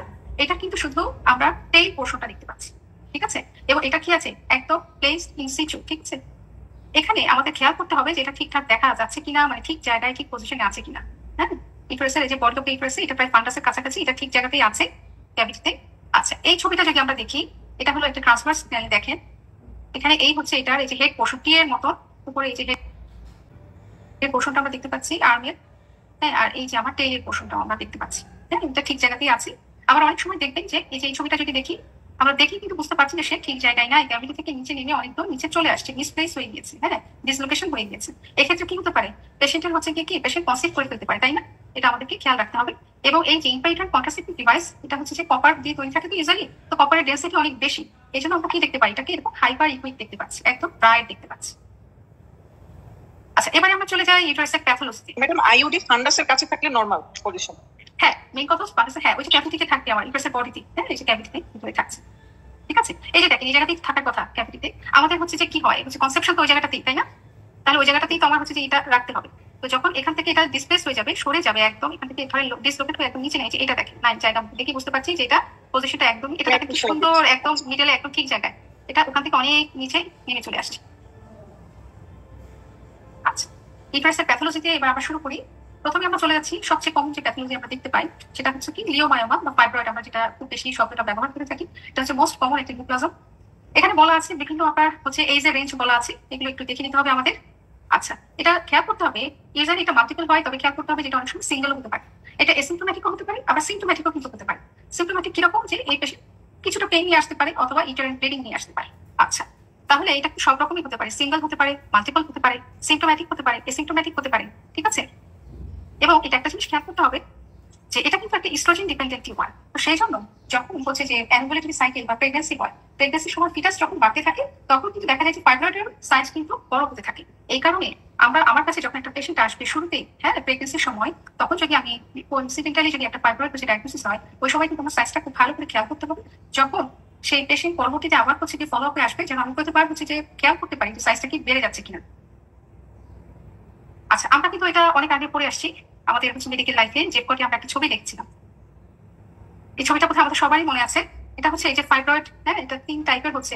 ইউটেরাসের ভেতর থেকে যে উঠছে যে পজিশন গুলো আমরা যদি দেখি, একটা ছিল হলো আমাদের কি সাবসেরাস, হ্যাঁ, একটা হচ্ছে আমাদের এই যে ইন্ট্রামুরাল যেটা বা ইন্টারস্টিশিয়াল, আর একটা হলো সাবমিউকাস। আমরা যদি একটু খেয়াল করি, এই যে ইন্ট্রামুরাল যেটা, সেটা কি হয়, সেটা ইউটেরাসের মায়োমেট্রিয়ামের মধ্যেই কম্বাইন থাকছে একদম, এখান থেকে আসে নড়ে না। আর সাবমিউকাসাল যেটা, সেটা কি হয়, সেটা ইন্ট্রা ক্যাভিটির দিকে হচ্ছে পুশ করতে থাকে, প্রজেক্ট করতে থাকে এবং সেই এন্ডোমেট্রিয়ামটাকে ডিস্টর্ব করে দেয়। সে এক কথায় বলতে গেলে মিউকোসাল লেভেলটাকে টাচ করে, ইন্ট্রা ক্যাভিটির দিকে পুশ করে। এই জন্য কি হয়, সাবমিউকাসাল যে ফাইব্রয়েড গুলো থাকে, এই পেশেন্ট গুলো হচ্ছে ইউজুয়ালি হচ্ছে আপনার ব্লিডিং এর কমপ্লেইন নিয়ে আসে, হ্যাঁ, কারণ ব্লিডিং বেড়ে যেতে পারে। আচ্ছা, আর সাবসেরোসাল যেটা, সেটা আমার আউটার যে লেয়ারটা আছে সেরোসা, সেখান থেকে দেখা যায় যে এটা একটু বাইরের দিকে একটা প্রোট্রুশনের মতন পায়, পেডাকুলেটেড হয়ে সে ঝুলতে থাকে, হ্যাঁ, একটা অ্যাডমিক্সাল মাসেল। তো এটা হচ্ছে সাবসেরাল। এটা দেখা যায় এই পেশেন্ট গুলো ইউজুয়ালি পেইন কমপ্লেইন করে। আমরা যদি ছবি দেখি, এই যে সাবমিউকোসাল যেটা দেখেন, এটা হলো কি ক্যাভিটির দিকে হচ্ছে যে প্রজেক্ট করেছে, হ্যাঁ, মিউকোসাল লেভেলটাকে এদিক দিয়ে আসছে। এই জন্য কি হচ্ছে, এন্ডোমেট্রিয়ামটাকে সে ডিস্টর্ব করেছে, হ্যাঁ। এই পেশেন্ট গুলো ব্লিডিং এর কমপ্লেইন নিয়ে আসতে পারে। আর একদম উপরে ভালো দেখা যাচ্ছে কিনা, এই যে বাইরের দিক থেকে যেটা ঝুলছে এবং বাইরে, সেটা হচ্ছে কি এই সাবসেরাস। ঠিক আছে, খুব সহজ, একটু শিখদের টুপি মতন। আচ্ছা, আর এই যে মায়োমেট্রিয়ামের মধ্যে যেটা কনফাইন হয়ে আছে, সেটা হচ্ছে আমার ইন্ট্রামুরাল। এইগুলো 3টা টাইপ। আমরা যখন যে পেশেন্ট পাবো, আমরা চেষ্টা করবো আইডেন্টিফাই করতে যে কোনটা কোন টাইপের বা বোঝার জন্য। কিন্তু কমেন্টে আমার এত কথা খুব উল্লেখ, আমি যদি বুঝতে না পারি, উল্লেখ না করলেও চলবে, লিখলেই হবে যে ইউটেরাইন ফাইব্রয়েড। ঠিক আছে, বা নিওমায়োমা কোন টাইপের, এটা যদি আপনি না বুঝতে পারেন, এটা লেখার দরকার নেই। আচ্ছা, যে কথাটা বলেছিলাম আগে, যে ফাইব্রয়েড কিন্তু হচ্ছে যে সাধারণত মাল্টিপল হয়, ইরেগুলার আউটলাইন হতে পারে, হেটেরোজেনাস হচ্ছে ইকো টেক্সচার হতে পারে। এখানে মনে রাখতে হবে ফাইব্রয়েডের ইকোজেনিসিটি কিন্তু আপনার হচ্ছে যে হাইপো হতে পারে, হাইপার হতে পারে, মিক্সড হতে পারে, সব রকমই আমরা পেতে পারি। এবং ভেতরে হচ্ছে যে সিস্টিক চেঞ্জ আসতে পারে, ক্যালসিফিকেশন আসতে পারে। আমরা ছবিতে চলছি, এই যে এখানে যদি দেখি, এটা ইউটেরাসের একটা লংজিটিউডিনাল সেকশন, এই যে ইউটেরাইন ব্লাডার, এইগুলো আমার পুরো ইউটেরাসটা, এটা তো আমরা সবাই বুঝতে পারছি। এখন এখানে দেখেন, এই যে একটা ছোট একটা হচ্ছে কি আমরা দেখতে পাচ্ছি, এটা একটা ফাইব্রয়েড, এবং এখানেও আরেকটা দেখতে পাচ্ছি, এবং আউটলাইনটা কিন্তু খুব স্পষ্ট, রেগুলার একটা আউটলাইন এবং হাইপোইকুইক। ঠিক আছে, এটা হচ্ছে মায়োমেট্রিয়ামের মধ্যে আছে। আমরা যখন পাবো, তখন আমরা কিন্তু কমেন্টে লিখবো যেটা আমরা কোথায় পেলাম। ঠিক আছে, এটা দেখা যাচ্ছে যে ইউটেরাসের যে ফান্ডাসের কাছাকাছি আমরা পেয়েছি, হ্যাঁ, আর এটা ইউটেরাসের হচ্ছে পোস্টেরিয়র ওয়ালের দিকে আমরা পেয়েছি। এটা হচ্ছে আমার ইন্ট্রামোরাল। পরে আমাদের আর ছবি আছে, আমরা দেখি। আচ্ছা, এখানে যদি আমরা একটা ছবি দেখি, এই যে দেখি যে এই যে আমার সেরাস লেয়ারটা আছে, সেখান থেকে একটা এই যে এরকম একটা হাইপোইকুইক একটা ফাইব্রয়েড, এটা বাইরের দিকে, হ্যাঁ, এটা হলো আমার সাবসেরাস। ঠিক আছে, এরপরে একটা দেখতে পাচ্ছি, এটা হচ্ছে কি মায়োমেট্রিয়ামের মধ্যেই আছে, এটা বাইরে, এটা সাব মিউকোসাতেও নাই বা হচ্ছে আমার বাইরের দিকেও নাই, এটা ইন্ট্রামুরাল। আচ্ছা, এবারে আরেকটা ছবি যদি দেখি, সেম ছবিটাতে এই যে এই ফাইব্রয়েডটা কি করেছে, সে এন্ডোমেট্রিয়ামটাকে ভেতরের দিকে একটু পুশ করেছে, হ্যাঁ, এটা হলো আমার সাবমিউকোসা। এরপর এখানে আমরা দেখি যে এরকম স্ট্রাইকের মতন দেখতে পাচ্ছি, সাদা কালো সাদা কালো, হ্যাঁ, এটা হলো ফাইব্রয়েড উইথ ডিজেনারেটিভ চেঞ্জ। এই ছবিটাতে যাই, এখানে দেখা যাচ্ছে যে ফাইব্রয়েডটা বাইরের দিকে হচ্ছে যে এই যে দেখেন, যে বাইরের দিকে সে পেডাকুলেটেড হয়ে বের হয়ে আছে সেরাস লেয়ার থেকে, হ্যাঁ, এটা হলো সাবসেরাস। এটা হচ্ছে কি ফাইব্রয়েড উইথ ক্যালসিফিকেশন। এরপর এই ছবিটাতে দেখি, এটাও ক্যালসিফাইড ফাইব্রয়েড, পুরোটা দেখেন সলিডিফিকেশন হয়ে গেছে, ক্যালসিফাইড ফাইব্রয়েড। আর এখানেও আমরা দেখতে পাচ্ছি কি যে সিস্টিক চেঞ্জ চলে আসছে, ফাইব্রয়েডে কিন্তু সিস্টিক চেঞ্জ, আপনার সিস্টিক কম্পোনেন্টও আপনি পেতে পারেন। এখানেও দেখেন অনেক হাইপার ইকুইক হয়ে গেছে, ক্যালসিফাইড। তাহলে এখানে আমাদেরকে খেয়াল করতে হবে যে ফাইব্রয়েডে আমরা কি কি ফিচার পেতে পারি। প্রথমত আমরা যদি একটু পয়েন্ট করে বলি, তাহলে আমাদের একটা পরে বুঝতে সুবিধা হবে যে ফাইব্রয়েডে কিন্তু আমার অনেক ধরনের চেঞ্জ হয়। নাম্বার ছবিটা আরেকবার একটু বলবেন কিভাবে পেডাকুলেটেড হলো, মানে ওটা আমার সার্ভিক্স এর মতোই লাগতেছে। আচ্ছা, এটা হলো কি, এই যে দেখেন, এই যে যেটা আপনার হচ্ছে যে এই যে সেরাস লেয়ারটা তো বুঝতে পারছেন, এটা তো হ্যাঁ হ্যাঁ পেরিমেট্রিয়াম, হ্যাঁ হ্যাঁ, পেরিমেট্রিয়াম থেকে এটা হচ্ছে যে বাইরের দিকে, হ্যাঁ, বাইরের দিকে একটা প্রোট্রুশন। আচ্ছা আচ্ছা, ঠিক আছে। আচ্ছা, ফাইব্রয়েডে কিন্তু তাহলে আমরা কি চেঞ্জ করতে পারি? জি জি, যেটা দেখেন, এই যে পুরো জায়গাটা পুরোটাই সে ক্যালসিফাইড হয়ে গেছে, বাইরে এই যে পুরো হাইপার ইকুইক একটা আউটলাইন চলে আসছে। ম্যাডাম এখানে কি কোনো শ্যাডো হবে, অ্যাকোয়াস্টিক শ্যাডো? হ্যাঁ, যদি ক্যালসিফিকেশন থাকে, সেখান থেকে আমরা অনেক সময় শ্যাডো পেতে পারি, সব সময় যে পাবো এমন কিন্তু না, তবে বেশিরভাগ সময় আমরা শ্যাডো পেতে পারি, হ্যাঁ, শ্যাডো পাবো আমরা। আচ্ছা, ফাইব্রয়েডে তাহলে কিন্তু আমাদের হচ্ছে, হ্যাঁ বলেন। এইচ নাম্বার ছবিটাও একটু কষ্ট করে আরেকবার দেখাবে, এই সিস্টিক চেঞ্জটা বুঝতেছি না এখানে। আচ্ছা এইচ, এই যে ওকে, এই যে এখানে মানে নিচে এই অ্যানিকুইক জায়গাটা কি কালেকশন? হ্যাঁ কালেকশন। হ্যাঁ আচ্ছা। ফাইব্রয়েডে হচ্ছে কি আপনার একটু যদি আমরা আবার খেয়াল করি পিছনে যাই, অনেক ধরনের চেঞ্জ আসবে এখানে। হ্যাঁ এই যে দেখেন ইকুইলিসিটি ভ্যারি করবে, কিছু পোস্টার অ্যাকোস্টিক শ্যাডো থাকতে পারে, ডেন্স ফাইবাস টিস্যু যদি থাকে, হাই ডিজেনারেশন এবং ক্যালসিফিকেশন। মোট কথা এখানে মনে রাখতে হবে আমরা যখন ফাইব্রয়েড পাবো আলট্রাসোনোগ্রামে, এটা আমরা সিঙ্গেল পেতে পারি, মাল্টিপল পেতে পারি। পেশেন্টের আমরা কি করবো, হিস্ট্রি নিবো, তার সিম্পটম আছে নাকি সিম্পটম নাই আমরা একটু জেনে নেবো। আচ্ছা নেক্সট আমরা দেখবো কি যে যদি কোনো একটা হচ্ছে কি আমরা ফাইব্রয়েড পাই, আমরা আমাদের মেজারমেন্ট নিয়ে নিবো। আচ্ছা নিয়ে পরে আমরা দেখবো যে এটা লোকেশনটা কোথায়, ঠিক আছে, কোন জায়গাটাতে আমরা পাচ্ছি। আমরা 3টা টাইপ করেছিলাম, যদি আমাদের পক্ষে বোঝা সম্ভব হয় আমরা টাইপটা বোঝার চেষ্টা করি। এবারে আমরা দেখবো যে ফাইব্রয়েডের ভিতরে ইকোজেনিসিটিটা কেমন, এটা কি হচ্ছে হাইপো আছে না হাইপার আছে নাকি মিক্সড ইকোজেনিসিটি। আবার অনেক সময় খেয়াল করতে হবে যে ফাইব্রয়েডে কোনো সিস্টিক চেঞ্জ আছে, সিস্টিক মানে কি কালেকশন আসছে, তাই তো, ফ্লুইড পোর্শন। তারপর আমরা খেয়াল করবো যে কোনো ক্যালসিফিকেশন আছে কিনা। হ্যাঁ এগুলো আমাদের সব দেখতে হবে। এবার ক্লিয়ার অদিতি?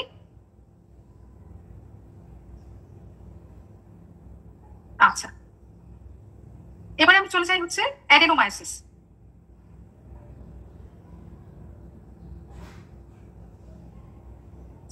অ্যাডেনোমায়োসিস কি? অ্যাডেনোমায়োসিস হচ্ছে আমরা জানি যে যখন এন্ডোমেট্রিয়াল যে টিস্যু আছে সেটা যখন কি হয়, মায়োমেট্রিয়াম গিয়ে যখন ডিপোজিট হয় তখন কি হচ্ছে, সেটা হচ্ছে আমার অ্যাডেনোমায়োসিস, ঠিক আছে। আর অ্যাডেনোমায়োসিসের আমরা সরাসরি ছবিতে চলে যাই। অ্যাডেনোমায়োসিস কিন্তু ডায়াগনোসিস করার জন্য একটু টাফ হয়ে থাকে এবং অনেক বড় বড় হচ্ছে যে সনোলজিস্ট, রেডিওলজিস্ট তাদেরও কিন্তু অনেক সময় প্রবলেম হয়। তারপরও হচ্ছে যে আমাদের চেষ্টা করতে হবে যে খুব সতর্কতার সাথে একটু খেয়াল করার, যেন আমরা একটু হলেও হচ্ছে যে বুঝতে পারি এবং আমরা যেন মিস না করি। এখানে আরেকটা জিনিস বলা আছে যে অ্যাডেনোমায়োসিসের ডায়াগনোসিসের জন্য আমাদের একটু প্রথমে আল্ট্রাসোনোগ্রাম আমরা করবোই, কিন্তু টিটিএস এবং এমআরআই হচ্ছে কি এটা হাইলি অ্যাকুরেট। এখানে আমরা দেখবো যে অ্যাডেনোমায়োসিসের আমি এক একটা পয়েন্ট বলবো, এটা আমরা যদি খুব ভালো করে শুনি তাহলে আমাদের সুবিধা হবে। দেখেন মায়োমেট্রিয়ামে যখন এন্ডোমেট্রিয়াল টিস্যু ডিপোজিট হবে, হ্যাঁ তখন কি হবে, পেশেন্ট কিন্তু একটা কমপ্লেইন করবে আপনার কাছে যে যখন তার মেনস্ট্রুয়েশনের সময় হয়, হ্যাঁ তখন তার হচ্ছে যে কোনো একটা নির্দিষ্ট জায়গায় পেইন ফিল করতে পারে, কারণ সেই জায়গা থেকে তার ব্লিডিং হতে পারে বা ডিসচার্জ হতে পারে, তাই তো, সে একটা পেইন ফিল করবে। তো এটা সে কিন্তু আপনাকে একটা হিস্ট্রি দিতে পারে, তখন আমরা যদি সেই জায়গাতে প্রকাশ করি সেখানে কিন্তু আমরা একটা লেশন পেয়ে যেতে পারি। এরপর মনে রাখতে হবে যে অ্যাডেনোমায়োসিস কিন্তু ফোকাল হতে পারে অথবা ডিফিউজ হতে পারে, পুরো মায়োমেট্রিয়াম জুড়েই কিন্তু হতে পারে। যেটা আমরা খুব সহজেই বুঝতে পারছি যে পুরো মায়োমেট্রিয়াম জুড়ে যেটা হবে সেটা ডিফিউজ, সেই পেশেন্টের কিন্তু কমপ্লেইনটা খুব বেশি হবে। এখানে আমরা দেখি অ্যাডেনোমায়োসিসের পেশেন্টের কিন্তু কি হয়, অ্যাজ আ হোল তার এই যে মায়োমেট্রিয়ামটা, হ্যাঁ সেটা কিন্তু একটা ডার্টি লুক দিচ্ছে। এই লুকটা কিন্তু আমাদের কাছে দেখতে এমনিতেই ভালো লাগছে না, মনে হচ্ছে যে কিছু একটা সমস্যা বা সামথিং রং, একটা ডার্টি একটা লুক দিচ্ছে। এবং ইউটারাসটা কিন্তু কি হচ্ছে, অনেক বড় হয়ে যাচ্ছে, বাল্কি হয়ে যাচ্ছে, ঠিক আছে।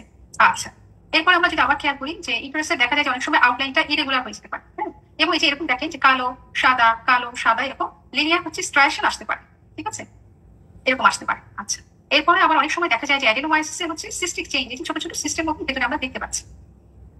এবার আরেকটা জায়গায় যদি আমরা দেখি যে অ্যাডেনোমায়োসিস অনেক সময় কি হয় এরকম, হ্যাঁ হাইপোইপিক এরকম ছোট ছোট হচ্ছে নোডুলের মতন আসতে পারে, এগুলোকে বলে হচ্ছে অ্যাডেনোমা। আচ্ছা আবার অনেক সময় আরেকটা জিনিস হয় যে অ্যাডেনোমায়োসিসে এই যে ইউটারাসের যে অ্যান্টেরিয়র যে ওয়াল, এই অ্যান্টেরিয়র যে মায়োমেট্রিয়াল ওয়ালের যে পোস্টেরিয়র মায়োমেট্রিয়াল ওয়ালটা অনেক বেশি হচ্ছে ওয়াইডার হয়ে যায়, মনে হয় যে অনেক বেশি ওয়াইডার এবং অনেক বেশি হেটারোজেনাস হয়ে যায়। তো আরেকটা ব্যাপার হলো এন্ডোমায়োমেট্রিয়াল যে জাংশন, এন্ডোমেট্রিয়াম এবং মায়োমেট্রিয়ামকে খুব আলাদা করে ভালো করে আর হচ্ছে কি আমরা খুঁজে বের করতে পারি না, ওয়েল ডেলিনিয়েটেড না, ঠিক আছে। তাহলে আমরা কি পয়েন্ট পেলাম, একটা হচ্ছে যে অ্যাডেনোমায়োসিসে দেখা যায় যে ইউটারাসটা বাল্কি হয়ে যায়, হ্যাঁ ইউটারাসের যে আউটলাইনটা সেটা হচ্ছে ইরেগুলার হয়ে যায়। আচ্ছা এরপরে হচ্ছে যে ইউটারাসে দেখা যায় কি মায়োমেট্রিয়ামটা ইনহোমোজেনাস হয়ে যায় এবং ডার্টি একটা লুক দেয়, ঠিক আছে। আচ্ছা আবার অনেক সময় সিস্টিক কিছু স্পেস আমরা দেখতে পাই, অনেক সময় আমরা লিনিয়ার হচ্ছে যে স্ট্রাইশন দেখতে পাই, এরকম সাদা কালো জেব্রার মতো আমরা দেখতে পাই।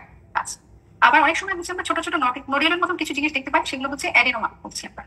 আচ্ছা আবার অনেক সময় দেখা যায় যে অ্যান্টেরিয়র ওয়ালের যে পোস্টেরিয়র ওয়ালটা অনেক বেশি ওয়াইডার হয়ে যাবে এবং অনেক বেশি হেটারোজেনাস হয়ে যায়। এই এতগুলো পয়েন্ট আমরা পেতে পারি। এখানে মনে রাখতে হবে যে প্রথমে আমার কিন্তু পেশেন্টের একটা হিস্ট্রি দিতে হবে যে সে কোনো পেইন কমপ্লেইন করছে কিনা মেনস্ট্রুয়েশনের সময় কোনো নির্দিষ্ট জায়গায়, এবং আমরা যখন এরকম কিছু একটা দেখতে পাবো স্ক্যানে, সেটা ফোকাল বা ডিফিউজ, ফোকাল হলে তো আমরা খুব সহজেই বুঝতে পারবো, হ্যাঁ আর ডিফিউজ হলেও আমরা পুরো ছবিগুলোর দিকে খুব আলাদা করে ভালো করে খেয়াল করবো এবং হচ্ছে যে তখন আমরা হচ্ছে যে কমেন্টে লিখবো এবং আমরা কিন্তু পেশেন্টকে অবশ্যই অ্যাডভাইস করবো হচ্ছে টিভিএস। আচ্ছা তাহলে এই হচ্ছে আমাদের অ্যাডেনোমায়োসিস। এরপরে আমরা চলে যাবো হচ্ছে সার্ভিক্স। আচ্ছা আমরা তো আগেই ছবিতে দেখে আসছি, প্রথমে যখন দেখলাম যে সার্ভিক্সের এখানে আমরা যদি একটু দেখি যে লেন্থ কতটুকু 2.5 থেকে 3.5 সেম হচ্ছে নর্মাল। এখানে আমরা প্রথমে একটা কথা বলেছিলাম যে নন প্রেগনেন্ট ইউটারাসের বেলায় আমরা কিন্তু হচ্ছে সার্ভিক্সের হচ্ছে কি লেন্থ হচ্ছে মেজার করি না ইউজুয়ালি, কারণ কি আমরা তখন কিন্তু ইন্টারনাল লসটা বুঝতে পারি না, এই জন্য আমরা এই লেন্থ মেজার করি না। কিন্তু প্রেগনেন্ট ইউটারাসের বেলায় কিন্তু আমাদের সার্ভিক্সের হচ্ছে লেন্থ অবশ্যই মেজার করতে হবে। আর ওই সময় হচ্ছে ইন্টারনাল লসটা ভালো বোঝা যায়, কারণ তখন যে ফ্লুইড শুরু হয়, অ্যামনিওটিক ফ্লুইড শুরু হয়। দেখা যায় কি এই যে সার্ভিক্সের যে লেন্থ সেটা যদি লেস দেন 2.5 সেম হয় প্রেগনেন্ট ইউটারাসের বেলায়, আমাদের কিন্তু অবশ্যই কমেন্টে উল্লেখ করে দিতে হবে যে এটা হচ্ছে কি শর্ট সার্ভিক্স। শর্ট সার্ভিক্স কেন উল্লেখ করবো, আমরা খুব ভালো করে জানি যে যখন ফিটাস হচ্ছে যে 24 সপ্তাহ 26 সপ্তাহ এরকম আস্তে আস্তে গ্রোয়িং হবে, বড় হবে, তখন কিন্তু সেই সার্ভিক্সটা সেই ফিটাসকে ধরে রাখতে পারবে না, সার্ভাইকাল ইনকম্পিটেন্স হতে পারে। হ্যাঁ, এই জন্য এটা আমাদেরকে অবশ্যই কমেন্টে উল্লেখ করতে হবে। আচ্ছা, সার্ভিক্সের বেলায় আমরা যে মেজারমেন্টটা খুব কমন ইউজ করি সেটা হচ্ছে কি এপিডাইমিটারটা আমরা নেই। সার্ভিক্সের মধ্যে আমরা সবচেয়ে চওড়া একটা জায়গা চুজ করে অ্যান্টেরিয়র ওয়াল থেকে পোস্টেরিয়র ওয়াল পর্যন্ত আমরা একটা মেজারমেন্ট নিয়ে থাকি। সেটা হচ্ছে কি নালিপ্যারাসে কতটুকু এবং মাল্টিপ্যারাসে কতটুকু, এটা আমাদের কিন্তু খুবই ইম্পর্টেন্ট। এটার উপরে কিন্তু আমরা অনেক সময় হচ্ছে ডায়াগনোসিস যেটা লিখি ব্রড সার্ভিক্স বা হাইপারট্রফাইড সার্ভিক্স। নালিপ্যারার ক্ষেত্রে মনে রাখতে হবে এপিডাইমিটার মোর দেন 3 cm এবং মাল্টিপ্যারার ক্ষেত্রে হচ্ছে এপিডাইমিটার মোর দেন 3.5 cm। এই মেজারমেন্টটা কিন্তু আমাদের জন্য খুবই ইম্পর্টেন্ট, সেটা হচ্ছে কি সার্ভিক্সের এই এপিডাইমিটার। আচ্ছা, তাহলে সার্ভিক্সের মেজারমেন্টে একটা আমরা যেটা খেয়াল করবো সেটা হচ্ছে প্রেগনেন্ট ইউটারাসের জন্য হচ্ছে সার্ভাইকাল লেন্থ আমরা দেখবো সেটা শর্ট সার্ভিক্স কিনা, লেস দেন 2.5 cm হলে শর্ট সার্ভিক্স। আর আরেকটা দেখবো হচ্ছে আমাদের সবসময় যেটা লাগবে সেটা হলো এপিডাইমিটার, নালিপ্যারাসের কত, মাল্টিতে কত, এটা আসে। তো এক্সামেও আসে এবং প্র্যাকটিস লাইফের জন্য এটা ইম্পর্টেন্ট। আচ্ছা, সার্ভিক্স আমরা কি কি প্যাথোলজি পেতে পারি? এই যে এটা যদি আমি একটু খেয়াল করি যে সার্ভিক্সটা ঠিক এরকম একটা জায়গা, একটা চওড়া জায়গা চুজ করে আমরা এপিডাইমিটারটা নিব। হ্যাঁ, এই অ্যান্টেরিয়র ওয়াল থেকে পোস্টেরিয়র ওয়াল পর্যন্ত একটা পারপেন্ডিকুলার একটা লাইন টানলে আমার এপিডাইমিটারটা দেখতে হবে। আচ্ছা, এখানে আমরা দেখতে পাচ্ছি একটা সিস্টিক এরিয়া। হ্যাঁ, সিস্ট যেহেতু তাহলে কি হবে, এখানে অবশ্যই ভেতরে হচ্ছে কি ভেতরটা আমার একদম সম্পূর্ণ অ্যানিকুইক আছে। আচ্ছা, এরপর আমরা যদি খেয়াল করি হ্যাঁ বাইরে একটা পিন, একটা রেগুলার মার্জিন আছে। আচ্ছা, এবং সিস্টের পেছনে কি আছে, পোস্টেরিয়র অ্যাকোস্টিক এনহ্যান্সমেন্ট আছে। এই যে সিস্ট পাই আমরা যে সার্ভিক্সের মধ্যে সার্ভাইকেল ক্যানেলের মধ্যে ছোট ছোট যে অনেক সময় কিন্তু এগুলো মাল্টিপল হতে পারে, এগুলো হচ্ছে কি আমার ন্যাবোথায়ান সিস্ট। ন্যাবোথায়ান সিস্ট, এটা কিন্তু এই স্পেলিংটা যেন ভুল না হয়। আচ্ছা, এরপরে সার্ভিক্সে আরো কিছু হচ্ছে যে প্যাথোলজি আমরা পেতে পারি, এটা খুব ডিটেইলে এখন যাবো না, আমাদের অ্যাডভান্স ক্লাস তখন আরো ডিটেইলে বলা হবে। সার্ভিক্সেও আমরা কিন্তু হচ্ছে যে লিওমায়োমা পেতে পারি বা মায়োমা পেতে পারি, যেটা আমরা ইউটারাসে পেয়েছি সেরকম আমরা পেতে পারি। আমরা সেক্ষেত্রে উল্লেখ করে দেবো যে লেশনটা কোথা থেকে উঠেছে, ঠিক আছে, এটা আমরা একটু উল্লেখ করবো। আরেকটা ব্যাপার এখানে আমাদের খেয়াল করতে হবে, সার্ভিক্সে কিন্তু আমরা অনেক সময় সার্ভিসাইটিস পেতে পারি। ঠিক আছে, সার্ভিসাইটিস পেলে কি হবে, যে কোনো ইনফ্লামেশনে যা হয় এখানেও ঠিক সেরকম ফিচার আমরা পাবো। তখন দেখা যাবে যে সার্ভিক্সের ভেতরটা হ্যাঁ কি হবে, ইনহোমোজেনাস হয়ে যাবে, আউটলাইনটা তখন দেখা যেতে পারে ইরেগুলার হয়ে যাবে। সার্ভিক্সটা কি হবে, এপিডাইমিটারটা বেড়ে যেতে পারে। ঠিক আছে, সার্ভিক্সটা হচ্ছে ব্রড হতে পারে। হ্যাঁ, এই অনেকগুলো এরকম হচ্ছে যে ফিচার আমরা পেতে পারি, অনেক সময় ফ্লুইড কালেকশন হতে পারে। ঠিক আছে, এগুলো হলো আমার সার্ভিসাইটিসের ফিচার আমি পেতে পারি। আচ্ছা, আর আরেকটা ব্যাপার আমাদের খেয়াল করতে হবে, সার্ভাইকাল ক্যান্সারের পেশেন্ট আমরা পেতে পারি। মনে রাখতে হবে যে সার্ভাইকাল কার্সিনোমা এই পেশেন্টগুলো কিন্তু ইউজুয়ালি ক্লিনিক্যালি ডায়াগনোসড হয়ে আপনার কাছে আসবে। তাহলে আপনার কাছে কেন আসবে, আপনার কাছে আসবে এই জন্য যে সার্ভিক্সটা কেমন আছে এটা চেক করে দেওয়ার জন্য, সেটা কিরকম দেখতে আছে, হেলদি আছে কিনা।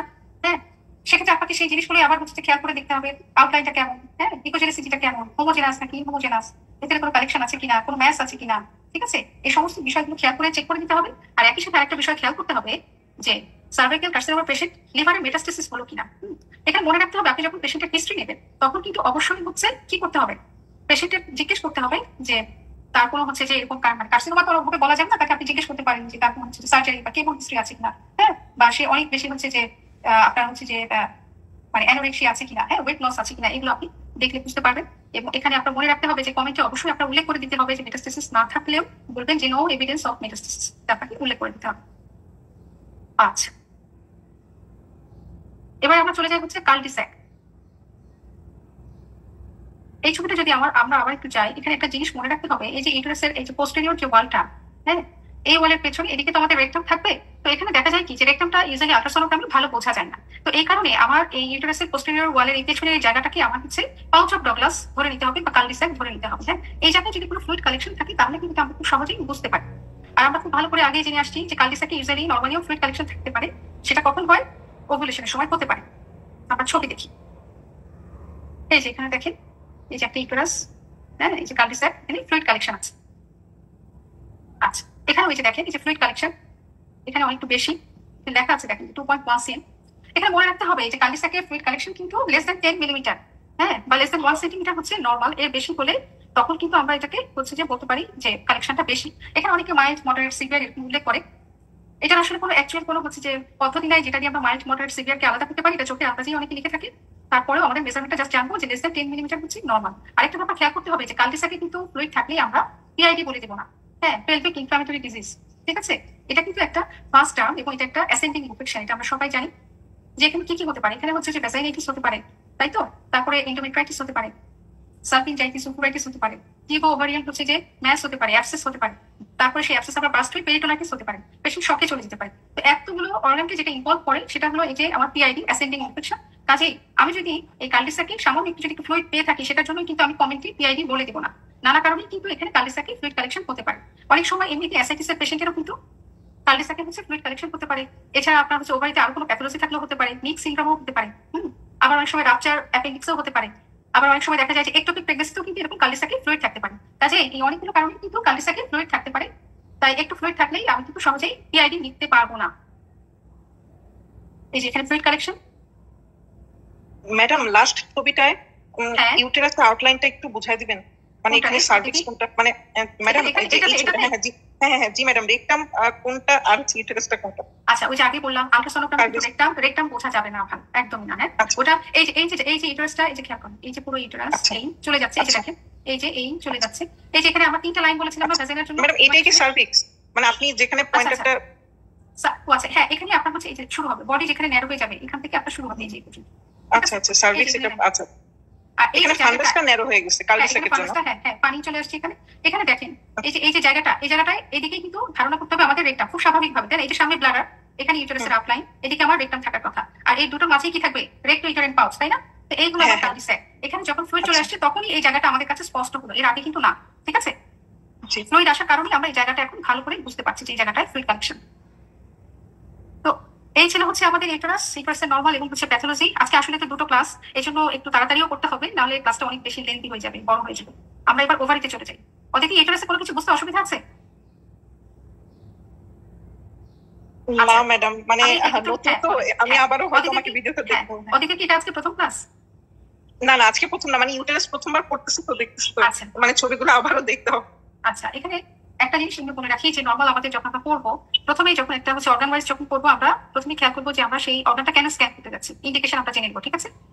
ইন্ডিকেশনের পরে ইউটেরাস এবং ওভারি দুটোরই কিন্তু হচ্ছে আপনার পেশেন্টের যে প্রিপারেশন, পেশেন্টের যে পজিশন, ট্রান্সডিউসার চয়েস, এরপরে আপনার হচ্ছে গেইন সেটিং, হ্যাঁ, এবং স্ক্যান টেকনিক সেম, ঠিক আছে?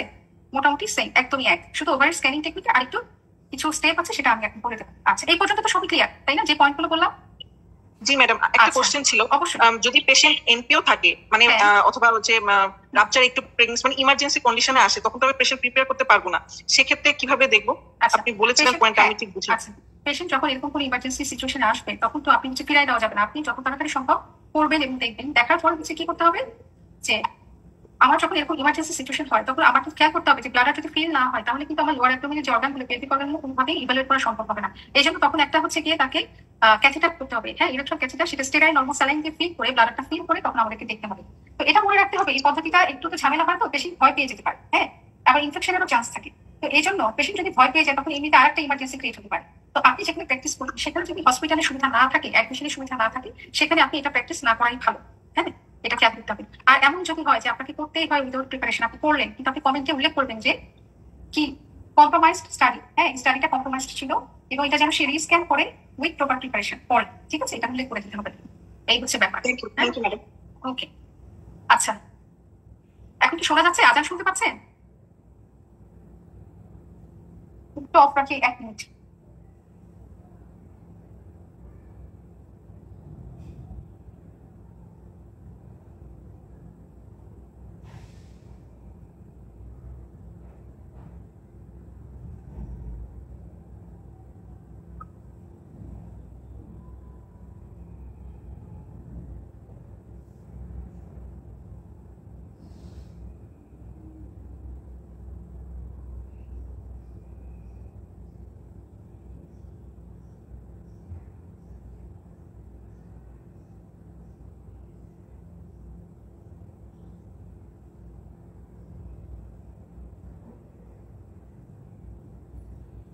আচ্ছা, আমরা এবার হচ্ছে ওভারি শুরু করি। সেই ছবিটা, ইউটেরাসের দুই পাশে এই যে দুটো ওভাল বা এলিপ্টিক্যাল স্ট্রাকচার, এবং এই দুটো আমরা আল্ট্রাসোনোগ্রামে হচ্ছে কি দেখতে পাবো? হাইপো ইকুইক দেখতে পাবো। সে দুটোই হচ্ছে আমাদের ওভারি। ওভারি অনেকগুলো সাপোর্ট থাকে, লিগামেন্ট দিয়ে, ওভারিয়ান লিগামেন্ট থাকে। আচ্ছা, ওভারি সোনোগ্রাফি ইন্ডিকেশন গুলো যদি একটু আমরা দেখে নিই, যে কি কি কারণে আমরা স্ক্যান করব। প্রথমে দেখতে পাচ্ছি কি যে ওভারি সাইজ দেখার জন্য। আচ্ছা, আর সেই আগের মতো ইউটারাসে আমরা যেগুলো দেখেছিলাম পেলভিক পেইন, পেলভিক কোনো ম্যাস যদি পেশেন্ট ফিল করে, হ্যাঁ, এরপরে হচ্ছে যে কোনো হচ্ছে মেনস্ট্রুয়াল কমপ্লেইনের জন্য আমাদের করা লাগতে পারে, যে মেনস্ট্রুয়াল সাইকেল যদি হচ্ছে যে মিস হয়ে যায় বা অ্যাবসেন্ট হয় তাহলে আমাদের দেখতে হতে পারে। জেনিটাল ট্র্যাক্ট ডেভেলপমেন্টাল অ্যাবনরমালিটি হতে পারে, তবে এটার জন্য হিস্টেরোসালপিংগ্রাফিটা best. Urinary or bladder symptom সে আগের মতোই, ডিফিউজ অ্যাবডোমিনাল পেইন আর ফলিকুলার মনিটরিং। হ্যাঁ, ফলিকুলার মনিটরিং এটার জন্য আমাদের টিভিএস বেস্ট, যদিও আমাদের অনেক সময় পার অ্যাবডোমিনালিও দেখতে হতে পারে। এখানে বলে রাখছি সে একই কথা, প্রিপারেশন সে একই। পেশেন্টকে আমরা হচ্ছে যে 4+ পানি খেতে বলবো, সে আগে যা যা বলেছি ইউটারাসের বেলায় সেম প্রিপারেশন থাকছে। পজিশন সেই সুপাইন পজিশন একই, transducer low frequency curvilinear transducer আমরা ইউজ করছি। আর সবসময় খেয়াল করতে হবে সেই গেইন সেটিং এর কথা। গেইন সেটিংটা মাস্ট, এখানে আমাদের কেয়ারফুল থাকতে হবে যে লোয়ার অ্যাবডোমিনে যখন আমরা হচ্ছে আল্ট্রাসোনোগ্রাম করবো আমাদের গেইন যেন ঠিক থাকে, গেইনটা আমাদের একটু কমিয়ে নিতে হবে। ব্লাডারের ভেতরটা যেন সম্পূর্ণ অ্যানিপিক হয়, ব্লাডারের ওয়ালগুলো যেন ইকোজেনিক হয় এবং পেছনে যেন আমরা পোস্টেরিয়র অ্যাকোস্টিক এনহ্যান্সমেন্ট দেখতে পাই। ঠিক এরকম একটা ইমেজ যখন আসবে তখন আমরা স্ক্যান শুরু করব। আচ্ছা, তাহলে ওভারি আমরা কেমন দেখতে পাচ্ছি? ইলেকট্রিক্যাল বা ওভাল শেপ দেখতে পাই ইউজুয়ালি, এবং ইউটারাসের দুই পাশে দুটো আমরা দেখতে পাচ্ছি, এবং এটা দেখতে হবে কিন্তু হাইপোইপিক। এখানে মনে রাখতে হবে আমরা যখন হচ্ছে যে আল্ট্রাসাউন্ড করবো তখন দেখবো যে ইউটারাসের আশেপাশে এরকম আরো অনেক হচ্ছে রিজিয়ন পাবো, দেখতে পাবো যে মনে হচ্ছে যে হাইপো লাগছে দেখতে। তো সবগুলোকেই মনে হতে পারে যে ওভারি। হ্যাঁ, এই ভুল করা যাবে না, সবসময় খেয়াল করতে হবে। ছবি দেখি আমরা তাহলে ক্লিয়ার হবে।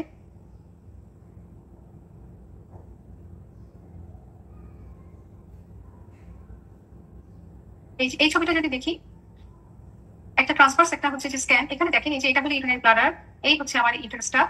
হ্যাঁ, এই যে দুই পাশে দুটো হচ্ছে যে ওভাল সেই আমরা স্ট্রাকচার দেখতে পাচ্ছি, হাইপোইকুইক, এই দুটোই হচ্ছে ওভারি। এখন এখানে মনে রাখতে হবে যে এই যে আশেপাশে এই জিনিসগুলোকেও কি দেখা যাচ্ছে, আমার দেখতে মনে হচ্ছে যে হাইপো লাগছে এই জায়গাগুলো, তো এগুলো কি ওভারি? এগুলো কিন্তু ওভারি না। মনে রাখতে হবে ইউটারাসের একদম কাছে, সবচেয়ে কাছে যে হাইপোইকুইক এরিয়া আমরা দেখতে পাচ্ছি, স্ট্রাকচার দেখতে পাচ্ছি, এই দুটোই হচ্ছে ওভারি। সবচেয়ে কাছে যে দুটো থাকবে সেই দুটোই হচ্ছে ওভারি। এবং আরেকটা জিনিস সেখানে মনে রাখতে হবে, যখন আমরা স্ক্যান করবো রিয়েল টাইমে দেখবো। রিয়েল টাইম আমরা সবাই জানি, রেডিও ফিজিক্সে আমরা পড়ে আসছি যে রিয়েল টাইম কি। যখন আমরা সরাসরি দেখবো, রিয়েল টাইমে দেখবো, তখন কিন্তু ওভারির হচ্ছে কি মিডিয়ালি আমরা কি পাচ্ছি, ইউটারাসকে পাবো, এবং ওভারির হচ্ছে যে ল্যাটারালি হচ্ছে আমরা এদিক দিয়ে কিন্তু আইলিয়া ফেসেল পাবো। ঠিক আছে, এটা রিয়েল টাইমে আমরা দেখতে পাবো, আইলিয়া ফেসেল পাবো, তখন বুঝতে পারবো যে হ্যাঁ এটা ওভারি। আচ্ছা, এরপরে আমরা চলে যাই যে ওভারি চেনার একটা ল্যান্ডমার্ক হচ্ছে ফলিকল। হ্যাঁ, আমরা যেমন জেনে আসছি যে ইউটারাস চেনার ল্যান্ডমার্ক কি ছিল, এন্ডোমেট্রিয়াম, ঠিক তেমনি ওভারি চেনার ল্যান্ডমার্ক হচ্ছে আমাদের ফলিকলস। তো প্রতি ওভারিতে 2 থেকে 4টা ফলিকলস এমনি নর্মালি আমাদের থাকবে। এবং এখানে মনে রাখতে হবে যে ওভারি সাধারণত কি হয়, ওভারি দেখা যায় যে এরকম হচ্ছে, আমরা যদি ছবি দেখি। আচ্ছা, এখানে এই যে ওভারি হচ্ছে যে আউটার কর্টেক্স থাকে এবং ইনার হচ্ছে মেডুলা থাকে, আর ভেতরে আরো যে সাদা ইকোজেনিক এগুলো হলো স্ট্রমা। হ্যাঁ, তো এই মেডুলার পোর্শনটা একটু ইকোজেনিক হয়, এবং এই যে কর্টেক্সের পোর্শনটা চারপাশে এই যে পেরিফেরিতে যেটা থাকছে মালার মতন আমরা কি দেখতে পাচ্ছি, এখানে ফলিকলস দেখতে পাচ্ছি। হ্যাঁ, এগুলোই হচ্ছে কি ওভারি চেনার ল্যান্ডমার্ক। ফলিকলস গুলো সাধারণত পেরিফেরিতে কর্টেক্সে থাকে। ঠিক আছে, আর এটা হচ্ছে এর ইকোজেনিসিটি একটু হচ্ছে কম থাকে, আর মেডুলার ইকোজেনিসিটি একটু বেশি থাকে, মেডুলারটা একটু হাইপার ইকুইক থাকে। আচ্ছা, আর এখানে একটা জিনিস আমরা জানি সেটা হলো যে ফলিকল যে থাকে, হ্যাঁ, এক একটা ফলিকলের সাইজ গুলো কিন্তু আমাদের খেয়াল করতে হবে মেজারমেন্টের বেলায়। নর্মাল যে একটা ফলিকল সাইজ, হ্যাঁ, এভারেজ একটা ডমিনেন্ট ফলিকল সাইজ হচ্ছে 18 থেকে 24 মিলিমিটার। এখানে মনে রাখতে হবে, আমরা জানি যে প্রতিবার যখন ওভুলেশন হয় তখন কি হয় যে একটা ফলিকল কিন্তু ম্যাচিওর হয়, ডমিনেন্ট হয়। ঠিক আছে, এবং সেটা কি হয়, ওভুলেশন হচ্ছে, এটা প্রত্যেকটা মেনস্ট্রুয়াল সাইকেলে ঘটতে থাকে। আচ্ছা, তো আমরা যখন ওভারিতে এরকম ফলিকল দেখতে পাবো, এটা দেখেই কিন্তু প্রথমে আমরা কোনো প্যাথোলজি চিন্তা করবো না বা সিস্ট চিন্তা করবো না, যে না জানি কি প্যাথোলজি এখানে আছে। এখানে প্রথমে আমাদের কি করতে হবে, এরকম সিস্টিক স্ট্রাকচার দেখতে পেলে আগে আমাদের হচ্ছে যে সাইজটা মেজার করতে হবে। যদি দেখি যে সাইজটা হচ্ছে যে 18 থেকে 24 মিলিমিটারের মধ্যেই আছে, নর্মাল রেঞ্জের মধ্যেই আছে, তাহলে এটা আর তখন কোনো প্যাথোলজি হিসেবে আমরা চিন্তা করবো না। ঠিক আছে, আচ্ছা, এবারে আমরা চলে যাই। অনেক সময় কিন্তু ওভারি লোকেশনটা একটু একটু হতে পারে, দেখা যেতে পারে কি যে সাধারণত সবসময় খুব সুন্দরভাবে ইউটারাসের দুই পাশে দুটো নর্মাল ওভারি আমরা পেয়ে যাবে এমন কিন্তু না। দেখা যাবে যে অনেক সময় ওভারি কিন্তু হচ্ছে যে একটু ঘুরে গিয়ে সে পাউচ অফ ডগলাসেও চলে যেতে পারে। হ্যাঁ, আবার অনেক সময় একটা আছে কাছাকাছি, একটা দেখা যায় যে অনেকটা দূরে সরে গেছে। হ্যাঁ, এগুলো সবই কিন্তু হচ্ছে নর্মাল, কোনোটাই কোনো প্যাথোলজি না। এই যে এখানে দেখা যাচ্ছে যে এই যে এদিকে চলে আসছে, এটা কিন্তু হচ্ছে পুরোটা ইউটারাস, আর এই যে ওভাল শেপ যে জায়গাটা এটা হলো ওভারি, যে ভেতরে সিস্টিক পোর্শন দেখতে পাচ্ছি এগুলো হলো ফলিকল। এই যে এখানে ওভারিটা এখানে চলে আসছে। একটা জিনিস আমাদেরকে সবসময় মনে রাখতে হবে যে ওভারি সাইড ডিটারমিনেশনের জন্য আমাদেরকে কিন্তু অবশ্যই হচ্ছে ট্রান্সভার্স স্ক্যানটা করতে হবে, যে সাইড ডিটারমিনেশনের জন্য। আমরা যখন ওভারিতে কোনো প্যাথোলজি পাবো তখন রাইট বা লেফট উল্লেখ করার আগে আমরা হচ্ছে আগে ট্রান্সভার্সে একবার করে বুঝে নেবো যে আমরা কোন পাশের ওভারিতে কমেন্ট করছি। ওভারি যখন আমরা স্ক্যান করবো, ইউটারাসে আমরা যেরকম করে করেছিলাম, হ্যাঁ, যে লোয়ার অ্যাবডোমিনে আমরা হচ্ছে যে জেল দিয়েছিলাম এবং হচ্ছে সিম্পাইসিস পিভেসের একটু উপরে আমরা হচ্ছে স্ক্যান করেছি। আচ্ছা, তো স্ক্যান করার সময় কি হয়েছে, একটা ট্রান্সভার্স আর একটা হচ্ছে লংজিটিউডাল স্ক্যান আমরা নিয়েছি। ওভারের বেলায় আমরা ঠিক সেই একইভাবে দেখার চেষ্টা করবো। ট্রান্সভার্সকে যখন আমরা স্ক্যানটা করবো তখন আমরা স্বাভাবিকভাবেই এই ছবিটার মতন হয়তো আমরা দুটো ওভারি পেয়ে যেতে পারি, যেটা বেশিরভাগ সময় আমরা পাই এই ছবিটা, কিন্তু সবসময় কিন্তু এরকম পাওয়া যাবে না। এখানে মনে রাখতে হবে যখন আমরা এরকম মিডলাইন বরাবর হচ্ছে যে দেখছি টপটা রেখে, যদি দুই পাশে ওভারি যদি ভিজিবল না হয়, সেক্ষেত্রে যখন আমরা যে ওভারিটা না পাবো, ধরা যাক আমি রাইট ওভারি দেখতে চাচ্ছি, রাইট ওভারিটা আমি দেখতে পাচ্ছি না, তখন আমি কি করবো, প্রপটাকে আরেকটু রাইটে সরাবো, অথবা লেফট ওভারিটা আমি পাচ্ছি না, তখন প্রপটাকে আরেকটু লেফটের দিকে সরাবো। হ্যাঁ, এভাবে আমি খোঁজার চেষ্টা করবো। এরপরও যদি আমি না পাই, তখন আমি যদি রাইট ওভারিটা না পাই, তখন দেখা যাবে যে আমার যে ট্রান্সডিউসারটা থাকছে, হ্যাঁ, সেই ট্রান্সডিউসারটা যে অপোজিট হেডটা থাকে, আমি যদি রাইট ওভারি খুঁজতে যাই কিন্তু রাইট ওভারি পাচ্ছি না, তো আমার ট্রান্সডিউসারের যে লেফট যে হেডটা থাকবে, লেফট অংশটা, সেইটা আমি তখন হচ্ছে কি একটু প্রেস করবো, নিচের দিকে প্রেস করবো, চাপ দিব। আচ্ছা, আবার ঠিক একইভাবে আমি যদি দেখা যায় লেফট ওভারি যাচ্ছি কিন্তু লেফট ওভারিটা পাচ্ছি না, তখন ট্রান্সডিউসারের রাইট যে হেডটা থাকে সেই হেডটাকে আমি একটু প্রেস করবো। এই পজিশনে যদি আমি না পাই, তখন আমি যেটা করবো যে এই অবস্থাতে থেকে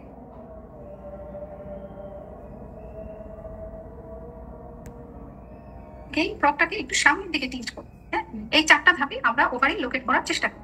এখানে বুঝতে হবে যে এগুলো আমরা সবকিছু যদি থিওরিটিক্যাল এখন বলছি, প্র্যাকটিক্যাল ক্লাসে যখন আমরা করবো তখন সামনাসামনি করলে ব্যাপারগুলো একদম খুব সহজ হয়ে যাবে, একদম ভয় পাওয়ার কোনো কারণ নেই, ওরিড হওয়ার কোনো কারণ নেই। এগুলো আমরা হাতে কলমে ইনশাল্লাহ দেখিয়ে দেবো, ঠিক আছে?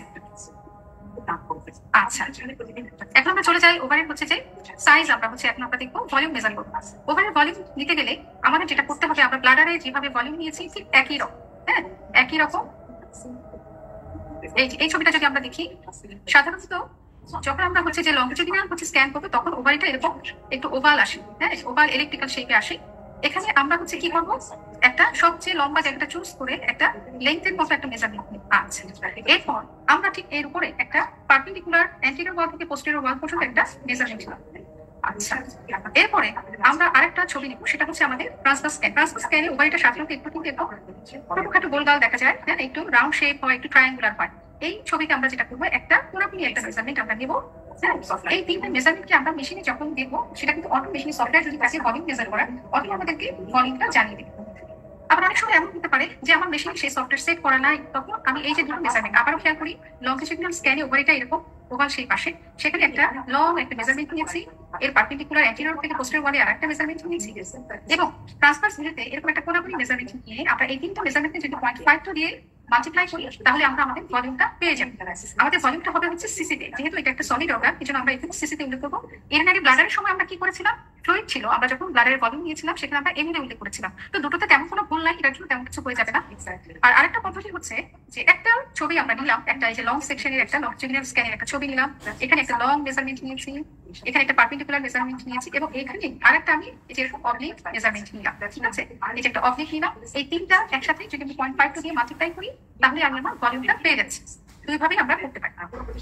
আচ্ছা, তাহলে সাধারণ আমাদের হচ্ছে যে কতটুকু নরমাল, এটা আমরা একটু জেনে নিব। এই যে আমরা দেখতে পাচ্ছি রিপ্রোডাক্টিভ এজ গ্রুপে দেখা যায় কি যে ওভারিয়ান ভলিউমটা হচ্ছে নরমাল হচ্ছে 6 থেকে 8 সিসি। মোর দেন 8 সিসি হলে মাইল্ডলি এনলার্জ এবং মোর দেন 10 সিসি হলে গ্রসলি এনলার্জ। আচ্ছা, আর স্বাভাবিকভাবে আমরা জানি কি পোস্ট মেনোপজাল উইমেনদের বেলায় কি হয়, ওভারিগুলো একদম ছোট ছোট হয়ে যাচ্ছে, অ্যাক্টিফাইড হয়ে যাচ্ছে। এই সময় কিন্তু হচ্ছে কি ভলিউমটা আরো কমে আসবে। আচ্ছা, এখানে একটা ইনফরমেশন দিয়ে রাখি, পোস্ট মেনোপজাল ওমেনদের ওভারিয়ান ভলিউম কিন্তু যারা হরমোন রিপ্লেসমেন্ট থেরাপি নিচ্ছে, হ্যাঁ, না এখানে হরমোন রিপ্লেসমেন্ট থেরাপি না, এখানে যেটা হবে যে পোস্ট মেনোপজাল ওমেনদের বেলায় যদি কারো ক্লিনিক্যাল ফিচার থাকে, কিরকম ক্লিনিক্যাল ফিচার, যে তার পারভেশনাল ব্লিডিং হচ্ছে, লোয়ার অ্যাবডোমিনাল পেইন আছে, ঠিক আছে, তার ওয়েট লস আছে, অ্যানোরেক্সিয়া আছে, হ্যাঁ, এরকম যদি কোনো কমপ্লেন থাকে, তাহলে তার বেলায় কিন্তু ওভারিয়ান ভলিউম হচ্ছে আপ টু 5 সিসি পর্যন্ত আমরা নরমাল বলবো। আর যার কোনো ক্লিনিক্যাল ফিচার নেই, তার বেলায় কিন্তু আমরা বলবো কত, আপ টু 8 সিসি পর্যন্ত নরমাল, ঠিক আছে? এই মেজারমেন্টটা যেন আমরা সবাই খেয়াল রাখি। তাহলে নরমাল রিপ্রোডাক্টিভ এজ গ্রুপে হচ্ছে 6 থেকে 8 সিসি নরমাল, মোর দেন 8 সিসি বলেই আমরা বলছি এনলার্জ। আচ্ছা, আর পোস্ট মেনোপজালের ক্ষেত্রে যাদের ক্লিনিক্যাল ফিচার থাকবে তাদের বেলায় আপ টু 5 সিসি পর্যন্ত নরমাল, আর যাদের ক্লিনিক্যাল ফিচার থাকবে না তাদের বেলায় আপ টু 8 সিসি পর্যন্ত নরমাল। আচ্ছা, আমরা আগে জেনেছি যে ওভারি চেনার ল্যান্ডমার্ক হচ্ছে তার ফলিকল গুলো, এই যে দেখা যায় এগুলো কি, এগুলো হচ্ছে সব ফলিকল। ফলিকল দেখতে কিন্তু সিস্টিক এরিয়া মতন হবে, ঠিক আছে? এই যে দেখি যেখানে অনেকগুলো যে ফলিকল দেখতে পাচ্ছি, এক বছর আমাদের এই ক্লাস এবং নরমাল ফলিকুলের সাইজ কিন্তু আমাদের খেয়াল রাখতে হবে, হ্যাঁ, 18 থেকে 24 মিলিমিটার অথবা 1.8 cm থেকে 2.4 cm। আচ্ছা, এবারে আমরা চলে যাবো হচ্ছে ওভারির প্যাথোলজিতে। ওভারিতে আমরা প্যাথোলজিগুলোকে দুই ভাগে ভাগ করে ফেলবো, একটা হচ্ছে সিস্টিক লেশনস, এই গ্রুপে ভাগ করে ফেলবো, এবং আরেকটা হচ্ছে আমাদের ওভারিয়ান ম্যাস বা ওভারিয়ান হচ্ছে টিউমার, হ্যাঁ, এটাতে আমরা ভাগ করে ফেলবো। এখন দেখা যাচ্ছে যে এই সিস্টিক লেশনে আমরা সিস্ট দু রকমের পেতে পারি, হ্যাঁ, এক হচ্ছে ফাংশনাল সিস্ট, ওভারি নরমাল ফাংশনের জন্য যে সিস্টগুলো হয়েছে, আর আরেকটা হচ্ছে আমাদের অন্যান্য যে সিস্টগুলো রয়েছে সেগুলোকে আমরা আরেকটা গ্রুপে ভাগ করে নিচ্ছি। ফাংশনাল সিস্টেম মধ্যে আমাদের কি কি আছে? Follicular cyst, corpus luteal cyst, haemorrhagic cyst এবং থিকা লুটিয়াল সিস্ট অথবা ওভারিয়ান হাইপার স্টিমুলেশন সিনড্রোম। আর অন্যান্য সিস্টেমের মধ্যে আছে আমাদের পিসিও আর হচ্ছে এন্ডোমেট্রিওমা বা চকলেট সিস্ট। প্রথমে আমরা চলে যাই ফাংশনাল সিস্ট গুলো, ফলিকুলার সিস্টে আমরা চলে যাই। আচ্ছা, আমরা জানি কি যে ফলিকুলার সিস্ট আসলে কি? এটা কিন্তু সাধারণত প্যাথোলজি না, এটা কিন্তু বলতে গেলে এক ধরনের কিছু ফিজিওলজিক্যাল বলা যায়। যে দেখা যায় কি যে প্রতি মেনস্ট্রুয়াল সাইকেলে যে একটা ম্যাচিউর ফলিকল থাকে সেটা যখন ওভুলেশন হতে পারে না, হ্যাঁ, বা ইনভলিউট হতে পারে না, তখন হচ্ছে সেটা রয়ে যায় সিস্ট আকারে। তো দেখা যায় যে এটা সাধারণত 1 থেকে 2টো সাইকেল পরে সে হচ্ছে কি হয় যে সেটা তখন হচ্ছে যে রিজলভ হয়ে যায়, ঠিক আছে। এবং আমরা যদি একটু ছবি দেখি, এই যে মনে হচ্ছে যে কত বিশাল একটা সিস্ট, হ্যাঁ। এটার সাইজ যদি হচ্ছে যে 18 থেকে 24 মিলিমিটারের মধ্যে হয় তাহলে কিন্তু এটা নরমাল। আর যখন হচ্ছে কোনো একটা সিস্টের সাইজ যদি দেখা যায় যে 2.5 সিএম থেকে 3 সিএম পর্যন্ত আমরা দেখতে পাই, তখন সেটা আমরা কিন্তু কমেন্টে লিখবো না, তখন সেটা আমরা হচ্ছে ডেসক্রিপশনে লিখবো। কারণ কমেন্টে লিখতে দেখা যাবে যে অনেক সময় দালালের খপ্পরে করে তাকে অপারেশনের জন্য টানাটানি করতে পারে।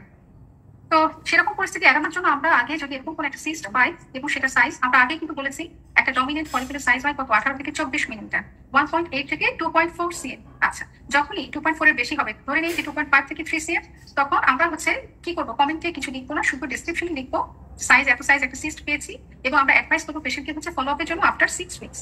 আচ্ছা, যখন আমরা সিস্টের সাইজ পাবো হচ্ছে 3.5 সিএম থেকে আপ টু 5 সিএম পর্যন্ত, সেক্ষেত্রে তখন আমরা হচ্ছে কমেন্টে লিখবো যে রাইট অথবা লেফট, হ্যাঁ, হচ্ছে যে সিম্পল সিস্ট পেয়েছি। কিন্তু এক্ষেত্রেও আমরা কিন্তু অ্যাডভাইস করে দেবো পেশেন্টকে ফলো আপের জন্য আফটার 6 উইকস। আর যখন হচ্ছে যে সিস্টের সাইজ আমরা পাবো মোর দেন 5 সিএম, সেক্ষেত্রে কিন্তু আমরা কমেন্টে অবশ্যই উল্লেখ করবো যে রাইট বা লেফট ওভারিয়ান হচ্ছে সিম্পল সিস্ট। সেই সাথে আমরা 6 উইকস পরে অ্যাডভাইস তো করবোই ফলো আপের জন্য, একই সাথে আমরা একটা টিউমার মার্কার অ্যাডভাইস করবো, C125 আমরা অ্যাডভাইস করতে পারবো। এখানে মনে রাখতে হবে যে ফলিকুলার সিস্টের পেশেন্টগুলো কিন্তু অ্যাসিম্পটোম্যাটিক হয় ইউজুয়ালি, এবং এগুলো ইউজুয়ালি ইউনিল্যাটারাল হয়, এবং এগুলো এই যে আমরা জানি যে স্পন্টেনিয়াসলি 1-2টা সাইকেল পরে হচ্ছে রিগ্রেস করে থাকে। তাহলে এটা সাইজ যেন আমরা সবাই খেয়াল করি, আবার একটু রিপিট করি যে সাইজটা খেয়াল করতে হবে যে 2.4 সিএম পর্যন্ত আমার ডমিনেন্ট ফলিকুলার সাইজ, যখন 2.5 থেকে 3 সিএম পর্যন্ত আমি পাবো তখন আমি হচ্ছে কমেন্টে লিখবো না, শুধু ডেসক্রিপশনে লিখবো, পেশেন্টকে অ্যাডভাইস করবো 6 সপ্তাহ পরে সে যেন আবার একটা ফলো আপ স্ক্যান করে। আর যখন হচ্ছে আমরা যখন পাবো যে 3 সিএম থেকে আপ টু 5 সিএম পর্যন্ত, এক্ষেত্রে আমরা পেশেন্টকে 6 সপ্তাহ পরে হচ্ছে অ্যাডভাইস করবো, হ্যাঁ, এবং আমরা কমেন্টে লিখবো যে রাইট বা লেফট হচ্ছে সিম্পল সিস্ট পেলাম। আর যখন মোর দেন 5 সিএম আমরা পাবো তখন আমরা পেশেন্টকে হচ্ছে অ্যাডভাইস করবো 6 সপ্তাহ পরে আসতে, একই সাথে আমরা কমেন্টে বলবো অ্যাডভাইস করবো যে একটা টিউমার মার্কার করে নিব। এবারে চলে যাই আমরা হচ্ছে কর্পাস লুটিয়াল সিস্ট। আচ্ছা, কর্পাস লুটিয়াল সিস্ট কি? এটা ইউজুয়ালি হচ্ছে আমরা এটা কিন্তু জানি সবাই যে কর্পাস লুটিয়াল কখন পাওয়া যাচ্ছে? প্রেগন্যান্সিতে আমরা কিন্তু এই কর্পাস লুটিয়াল সিস্টটা পেয়ে থাকি, হ্যাঁ, প্রেগন্যান্সিতে এটা আমরা দেখব। আচ্ছা, এখানে কি হয়? এই যে দেখছে কর্পাস লুটিয়ালটা যখন হচ্ছে যে অ্যাবজর্পশন হচ্ছে না, থেকে যাচ্ছে, হ্যাঁ, তখন হচ্ছে কি কর্পাস লুটিয়াল সিস্ট হতে পারে। এই পেশেন্টগুলো কিন্তু একটু একটু পেইন ফিল করতে পারে এবং এগুলো সাধারণত ইউনিল্যাটারাল হতে পারে। আচ্ছা, আর প্রেগন্যান্সিতে কি হয় যে প্রথম 8 থেকে 10 সপ্তাহ পর্যন্ত এগুলো কিন্তু ম্যাক্সিমাম সাইজে চলে যায় সিস্ট, হ্যাঁ। কিন্তু এগুলো আবার যখন হচ্ছে ফিটাস আরো বড় হতে শুরু করে 16 থেকে 17 সপ্তাহের দিকে এগুলো আস্তে আস্তে রেজলিউশন করতে শুরু করে। এই জন্য আমাদের খেয়াল করতে হবে যে এই সিস্টগুলোর বেলায় হচ্ছে যখন আমি পেশেন্টকে প্রথম পাবো তখন অবশ্যই যেন আমি সিস্টের সাইজটা হচ্ছে উল্লেখ করতে, ঠিক আছে, যেন পরবর্তী স্ক্যানগুলোতে আমি বুঝতে পারি যে সিস্টের সাইজটা কি বড় হচ্ছে নাকি কমতে শুরু করেছে, হ্যাঁ, এই জন্য আমার এটা খেয়াল করতে হবে। আচ্ছা, এই যে কর্পাস লুটিয়াল সিস্ট, এখানে যদি একটু খেয়াল করি এই যে এরকম দেখতে হবে সিস্টের মতোই, এটা ট্যানিফিক থাকবে, আউটলাইনটা সাধারণত হচ্ছে রেগুলার স্মুথ থাকছে, এবং পেছনে কি পাচ্ছি? পেছনে পাচ্ছি হলো আমি পোস্টার অ্যাকোস্টিক এনহ্যান্সমেন্ট। এটা কিন্তু গ্র্যাভিটি ডিফারেন্স, এটা মাথায় রাখতে হবে আমার। আচ্ছা, অনেক সময় কিন্তু কর্পাস লুটিয়াল সিস্ট যখন সাইজ অনেক বড় হয়ে যায় তখন কিন্তু সেখানে অনেক সময় হচ্ছে হেমোরেজ হতে পারে, হ্যাঁ, রাপচার হতে পারে। যখন হেমোরেজ বা রাপচার হবে তখন কিন্তু ভেতরটা সম্পূর্ণ অ্যানিমিক থাকবে না, সেক্ষেত্রে কিন্তু ফিচারে চেঞ্জ আসবে। এটা আমি পরে হেমোরেজ সিস্টে যে বলছি। তাহলে কর্পাস লুটিয়াল সিস্টের পেশেন্ট আসলে আমাদের খেয়াল করতে হবে যে এর ভেতরটা সম্পূর্ণরূপে অ্যানিমিক আছে কিনা। অ্যানিমিক না থাকলে হেমোরেজের কোনো সাইন পেলে আমাদের কিন্তু তখন আবার আরেকটু সতর্কতার সাথে মনিটরিং করতে হবে। এরপর আমরা যাচ্ছি হেমোরেজিক সিস্টেম। এখানে আমরা দেখতে পাচ্ছি যে হেমোরেজিক সিস্ট স্বাভাবিকভাবে কি হবে? এখানে ইন্টারনাল হেমোরেজ হয়েছে, হেমোরেজের ফিচার আমরা পাবো, সেটা দেখতে কেমন? আমরা সরাসরি ছবিতে চলে যাই। হেমোরেজিক সিস্টের একটা পেশেন্ট যখন আসবে তখন ম্যাক্সিমাম ক্ষেত্রে আমরা হচ্ছে কি পাবো? আমরা এরকম দেখতে পাবো। সবচেয়ে কমন যে ছবিটা আমরা পাই এটা হচ্ছে আমার এই যে এই হেমোরেজিক সিস্টের ছবি। সেখানে এই যে আমি সাদা সাদা অনেকগুলো ইকোজেনিক যে লাইন দেখতে পাচ্ছি না, এগুলো দেখতে পাবো, হ্যাঁ। এগুলো হচ্ছে কি? এগুলো হচ্ছে আমার ফিব্রিন থ্রেড, হ্যাঁ। ভেতরটা কিরকম? জালের মতন দেখতে পাচ্ছি, ভেতরটা হচ্ছে জালের মতন দেখতে মনে হচ্ছে, হ্যাঁ, ফিব্রিন থ্রেড এগুলো, ঠিক আছে। রেটিকুলার প্যাটার্ন এখন জামের মতো বেশিরভাগ ক্ষেত্রে আমরা খুব কমনলি এইরকম পেশেন্টই দেখতে পাবো। আচ্ছা, আবার অনেক সময় দেখা যায় যে এখানে যখন আমরা ডপলারটা রাখবো কালার ডপলার, এই পেরিফেরিতে একটু ডপলার নিতে পারি। হ্যাঁ, আচ্ছা, আবার অনেক সময় এখানে দেখতেছি আমরা যে এখানে কি সিস্টিক কম্পোনেন্ট, হ্যাঁ এখানে সিস্টিক কম্পোনেন্ট দেখতে পাচ্ছি। আবার এই যে পুরোটা আমরা কিন্তু সলিড কম্পোনেন্ট দেখতে পাচ্ছি। এখানে আবার খেয়াল করি যে সলিড কম্পোনেন্টের ভেতরে আমাদের কি মনে হচ্ছে যেরকম ফিব্রিনের এই যে জারের মতো আমরা দেখতে পাচ্ছি, হ্যাঁ রেটিকুলার প্যাটার্ন আমরা দেখতে পাচ্ছি। ঠিক আছে, তাহলে এইরকম আমরা পাবো হচ্ছে হিমোরেজিক সিস্টের বেলায়। হ্যাঁ,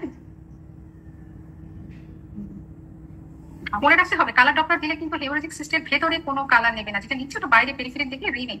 হ্যাঁ, আর এটা যদি আমাদের ওভারিয়ান ম্যাস হতো তাহলে কিন্তু কালার ডপলার দিলে ভেতরে, হ্যাঁ ভেতরে কিন্তু আমাদের কালার ডপলার নিত, ফ্লো শো করতো, হাইপার ভাস্কুলারিটি শো। তাহলে আরেকটা জিনিস, হেমোরেজিক সিস্টের পেশেন্ট কিন্তু যেহেতু হচ্ছে যে একটা ইন্টারনাল হেমোরেজ হচ্ছে acute onset of pelvic pain, সে হচ্ছে কমপ্লেইন করবে। ঠিক আছে, তার হঠাৎ করে হচ্ছে কি হতে পারে, পেইন শুরু হতে পারে। ম্যাডাম ক্লটের ভিতরে তো কোনো কালার নিবে না, বাইরে নিবে? হ্যাঁ, বাইরে যে অনেকেই যে দেখে একদম বাইরে পেরিফেরিতে রিমের দিকে একটুখানি নিতে পারে। যদি এটা ওভারিয়ান ম্যাস হতো বা টিউমার হতো তাহলে সে ভেতরে কালার নিত, কারণ সেখানে নিও ভাস্কুলারাইজেশন হয়। আমরা জানি টিউমারের ভেতরে কি হয়, ইন্টারনাল ফিডিং ভেসেলস থাকে, এই জন্য সে অনেক ভাস্কুলারিটি শো করে। এটা কিন্তু আপনার এটার সাথে ডিডি আপনি এক্সক্লুড করতে পারবেন ডপলার দিয়ে। হ্যাঁ, এই হেমোরেজিক সিস্টের সাথে ওভারিয়ান ম্যাসে। ঠিক আছে, ক্লিয়ার অদিতি? জি ম্যাডাম, মানে বাইরে কালার নিবে আর কি, বাইরে ম্যাস হলে তো নিবে না, মানে ম্যাস হলে নিবে, ম্যাস হলে একদম ভেতরে শো করবে, ভালোভাবে কালার শো করবে। এই হচ্ছে আপনার ডিফারেন্স। আমি দেখাবো সামনে আপনাকে ওভারিয়ান ম্যাসেরটা। আচ্ছা, এরপরে চলে যাই আমি থিকা লুটিয়াল সিস্টেম। থিকা লুটিয়াল সিস্ট আমি কিন্তু স্লাইডের ভেতরটা খুব করবো না, আমি হচ্ছে বোঝানোর জন্য যেভাবে বোঝাতে হয় সেভাবে আমি একটু বোঝাবো, যেন পরবর্তীতে রেকর্ডেড ক্লাসগুলো দেখে আপনারা সহজে ধরতে পারেন। থিকা লুটিয়াল সিস্ট যেটা এখানে দেখা যায় কি, এটা অনেকগুলো ক্ষেত্রে ঘটে। হ্যাঁ, স্পেশালি হচ্ছে আপনার যাদের যে জেস্টেশনাল ট্রোফোপ্লাস্টিক যে ডিজিজ গুলোতে, হ্যাঁ আপনার যদি দেখা যায় যে মোলার প্রেগন্যান্সি, হ্যাঁ হাইড্রেটিক ফর্ম, তারপর আবার অনেক সময় দেখা যায় যে মাল্টিপল হচ্ছে যে প্রেগন্যান্সি যাদের, হ্যাঁ টুইন প্রেগন্যান্সি, মাল্টিপল জেস্টেশন, এই পেশেন্টের বেলায় দেখা যায় থিকা লুটিয়াল সিস্ট। আবার ওভারিয়ান হাইপার স্টিমুলেশন সিনড্রোম, হ্যাঁ এখানেও অনেক সময় আমরা দেখতে পাই। দেখা যায় কি ইনফার্টিলিটির পেশেন্টদেরকে ওভুলেশন ইন্ডাকশন এজেন্ট দেওয়া হয়, যেটা আমরা সবাই জানি। তো সেইটার একটা রেয়ার কমপ্লিকেশন হিসেবে কিন্তু এই থিকা লুটিয়াল সিস্ট ডেভেলপ করতে পারে। ঠিক আছে, আচ্ছা, এবং এখানে মনে রাখতে হবে থিকা লুটিয়াল সিস্টগুলো ইউজুয়ালি কিন্তু বাইল্যাটারাল হচ্ছে, এবং এগুলো অনেক বড় হয়। এই যে আমরা 4 রকমের সিস্ট করলাম, সবচেয়ে বড় হতে পারে এই থিকা লুটিয়াল সিস্ট, এবং যেহেতু এটা সাইজও অনেক বড় থাকে, এর জন্য টর্শনের এবং রাপচারের চান্সও বেশি থাকে এবং হেমারেজের চান্সও বেশি থাকে।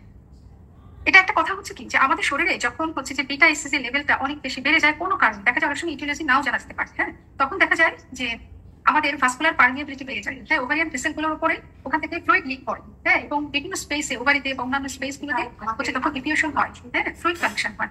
তো এটা হচ্ছে কি, যে ওভারিয়ান হাইপার স্টিমুলেশন সিনড্রোমের বেলায় খুব বেশি ঘটে থাকে এই জিনিসটা। ঠিক আছে, এই পেশেন্টগুলো কিন্তু খুব হচ্ছে যে র্যাপিডলি খারাপ হয়ে যেতে পারে। ওভারিয়ান হাইপার স্টিমুলেশন সিনড্রোমের এই পেশেন্ট অনেক সময় দেখা যায় যে তাদের অ্যাসাইটিস ডেভেলপ করতে পারে, তাদের হচ্ছে যে রেসপিরেটরি হচ্ছে যে ইনসাফিসিয়েন্সি ডেভেলপ করতে পারে, রেনাল ইম্পেয়ারমেন্ট ডেভেলপ করতে পারে। হ্যাঁ, এই জন্য আমরা যদি কখনো এরকম পেশেন্ট পেয়ে যাই যে থিকা লুটিয়াল সিস্টেম, তাহলে আমরা পেশেন্টকে কিন্তু বলবো যে আপনি খুব দ্রুত হচ্ছে যে আপনার ক্লিনিশিয়ানকে রিপোর্টটা দেখাবেন, এবং তার যদি আপনার অলরেডি সিমটম বা ফিচার পাই তাকে আমরা একটা আইসিইউ বেসড হসপিটালে কিন্তু যেতে পারি।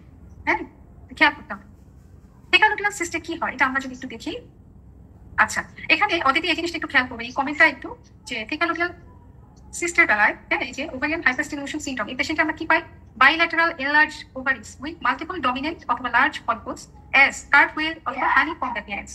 আচ্ছা, এবারে আমরা যাই, প্রথমেই কথা বলেছিলাম যে এটা আমি দুই পাশেই পেতে পারি, বাইল্যাটারাল, দুই পাশেই ওভারিগুলো এনলার্জ হয়ে যাবে। আচ্ছা, এবং আমরা ওভারিতে কি পাবো, ওভারিতে হচ্ছে অনেকগুলো হ্যাঁ ডমিনেন্ট অথবা লার্জ ফলিকল পাবো, ফলিকলগুলো সাইজ অনেক বড় বড় পাবো। কত, যেহেতু এটা ডমিনেন্টের মধ্যেই রেখেছি 18 থেকে 24 মিলিমিটারের মধ্যেই হবে। আচ্ছা, এবং সেগুলো যদি আমরা একটু খেয়াল করি কিভাবে সাজানো আছে, এই যে বড় গাড়ির চাকার মতন দেখি কার্ভ হুইল অ্যাপিয়ারেন্সে, অথবা যদি বলি যে আমার মৌমাছির যে চাক, এই যে মধুর চাকে যেভাবে সাজানো থাকে হানিকম্ব অ্যাপিয়ারেন্সে দেখতে লাগছে। ঠিক আছে, এই পয়েন্টগুলো যখন আমার মিলে যাবে আমি তখন এটা বলতে পারবো। এখানে মনে রাখতে হবে একটা কথা, যে এই যে থিকা লুটিয়াল সিস্ট, আর একটু আগে আমরা যেটা বলে এসেছি পলিসিস্টিক হয়ে গেল না, হ্যাঁ পলিসিস্টিক ওভারি না, পলিসিস্টিক ওভারির সাথে কোথায় ডিফারেন্স সেটা আমি বলবো। এই যে হেমোরেজিক যে সিস্ট, হ্যাঁ এটা কিন্তু একটা কমপ্লেক্স সিস্ট, মনে রাখতে হবে। কমপ্লেক্স কেন, কারণ হচ্ছে ভেতরে কি আমরা জানি যে সিম্পল সিস্ট হচ্ছে সেইটাই যার ভেতরটা সম্পূর্ণরূপে অ্যানিমিক থাকবে। সিম্পল সিস্টের ক্রাইটেরিয়া যে ব্রেক করবে সে হয়ে যাবে কি কমপ্লেক্স সিস্ট। এই যে হেমোরেজিক সিস্টের বেলায় কি চলে আসছে, ভেতরটা সম্পূর্ণ অ্যানিমিক নাই, এখানে আমি ফিব্রিন থ্রেড দেখতে পাচ্ছি, রেটিকুলার প্যাটার্ন, এই জন্য এটা একটা কমপ্লেক্স সিস্ট। তাই হেমোরেজিক সিস্টের কমেন্টে কিন্তু আমরা কখনোই সরাসরি হেমোরেজিক সিস্ট লিখবো না, আমরা বলবো যে কমপ্লেক্স সিস্ট পেয়েছি, যেই পাশে পেয়েছি সেটা উল্লেখ করবো, এবং পসিবলি হেমোরেজিক সিস্ট আমরা লিখবো। ঠিক আছে, সরাসরি আমরা লিখবো না। আচ্ছা, একই কথা থিকা লুটিয়াল সিস্টের বেলাতে, হ্যাঁ এখানে কিন্তু এটা একটা কমপ্লেক্স সিস্ট। ঠিক আছে, কেন, কারণ ভেতরে কি আছে, এই যে এখানে দেখেন যে আমার যে সেপ্টেশনের মতো, তাই না? তো পসিবলি হচ্ছে কি আমার থিকা লুটিয়াল সিস্ট, এটা পিছলো কেন না, এখন পিছলো আমরা দেখবো, তাহলে আমরা বুঝতে পারবো। এখানে একটা কমেন্টে দেখেন, আবারও খেয়াল করার মধ্যে এটা হচ্ছে দুই পাশেই আছে, ওভারিগুলো বড় বড় হয়ে গেছে, দুটো পয়েন্ট এখানে আছে। থার্ড একটা পয়েন্ট কি, মাল্টিপল হচ্ছে ডমিনেন্ট ফলিকল পেয়েছি, মাল্টিপল অনেকগুলা, কত 5 থেকে 8 তার বেশি হোক। হ্যাঁ, ডমিনেন্ট ফলিকল পেয়েছি, এই শব্দটা একটু খেয়াল রাখি, ডমিনেন্ট বা লার্জ কিরকম দেখানো, লার্জ মানে হচ্ছে 18 থেকে 24 হবে, মানে 24 মিলিমিটার। হ্যাঁ, এবং দেখতে কেমন, কার্টহুইল অথবা হানিকম। ঠিক আছে, এবার আমরা পিসিওতে যাই। দেখেন পিসিও আমরা কিন্তু জানি যে পিসিও যখন আমরা পড়ে আসছি যে পিসিওতে একটা সিনড্রোম, স্টেইন লেভেনথাল সিনড্রোম। ঠিক আছে, কি কি থাকে এখানে, এই অলিগোমেনোরিয়া থাকে, ইনফার্টিলিটি থাকে, হার্সুটিজম থাকবে এবং ওবেসিটি থাকবে। ঠিক আছে, এই 4টা জিনিস থাকতে হবে এবং এটা একটা এন্ডোক্রাইনোলজিক ডিসঅর্ডার।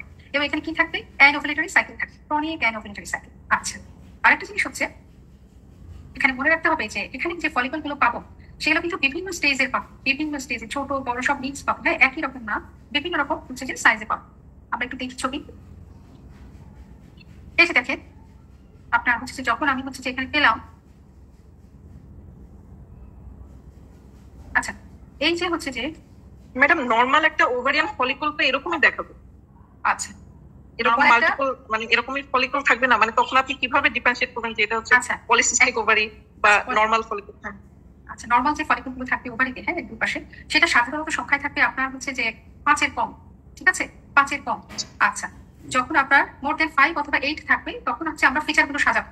এখন এখানে একটা একটা করে আপনার মানে যুক্তিগুলো আগে দেখি। দেখেন পলিসিস্টিক ওভারিতে প্রথম কথা হচ্ছে কি, পলিসিস্টিক ওভারির এই কমেন্টটা আগে আপনি একটু দেখেন।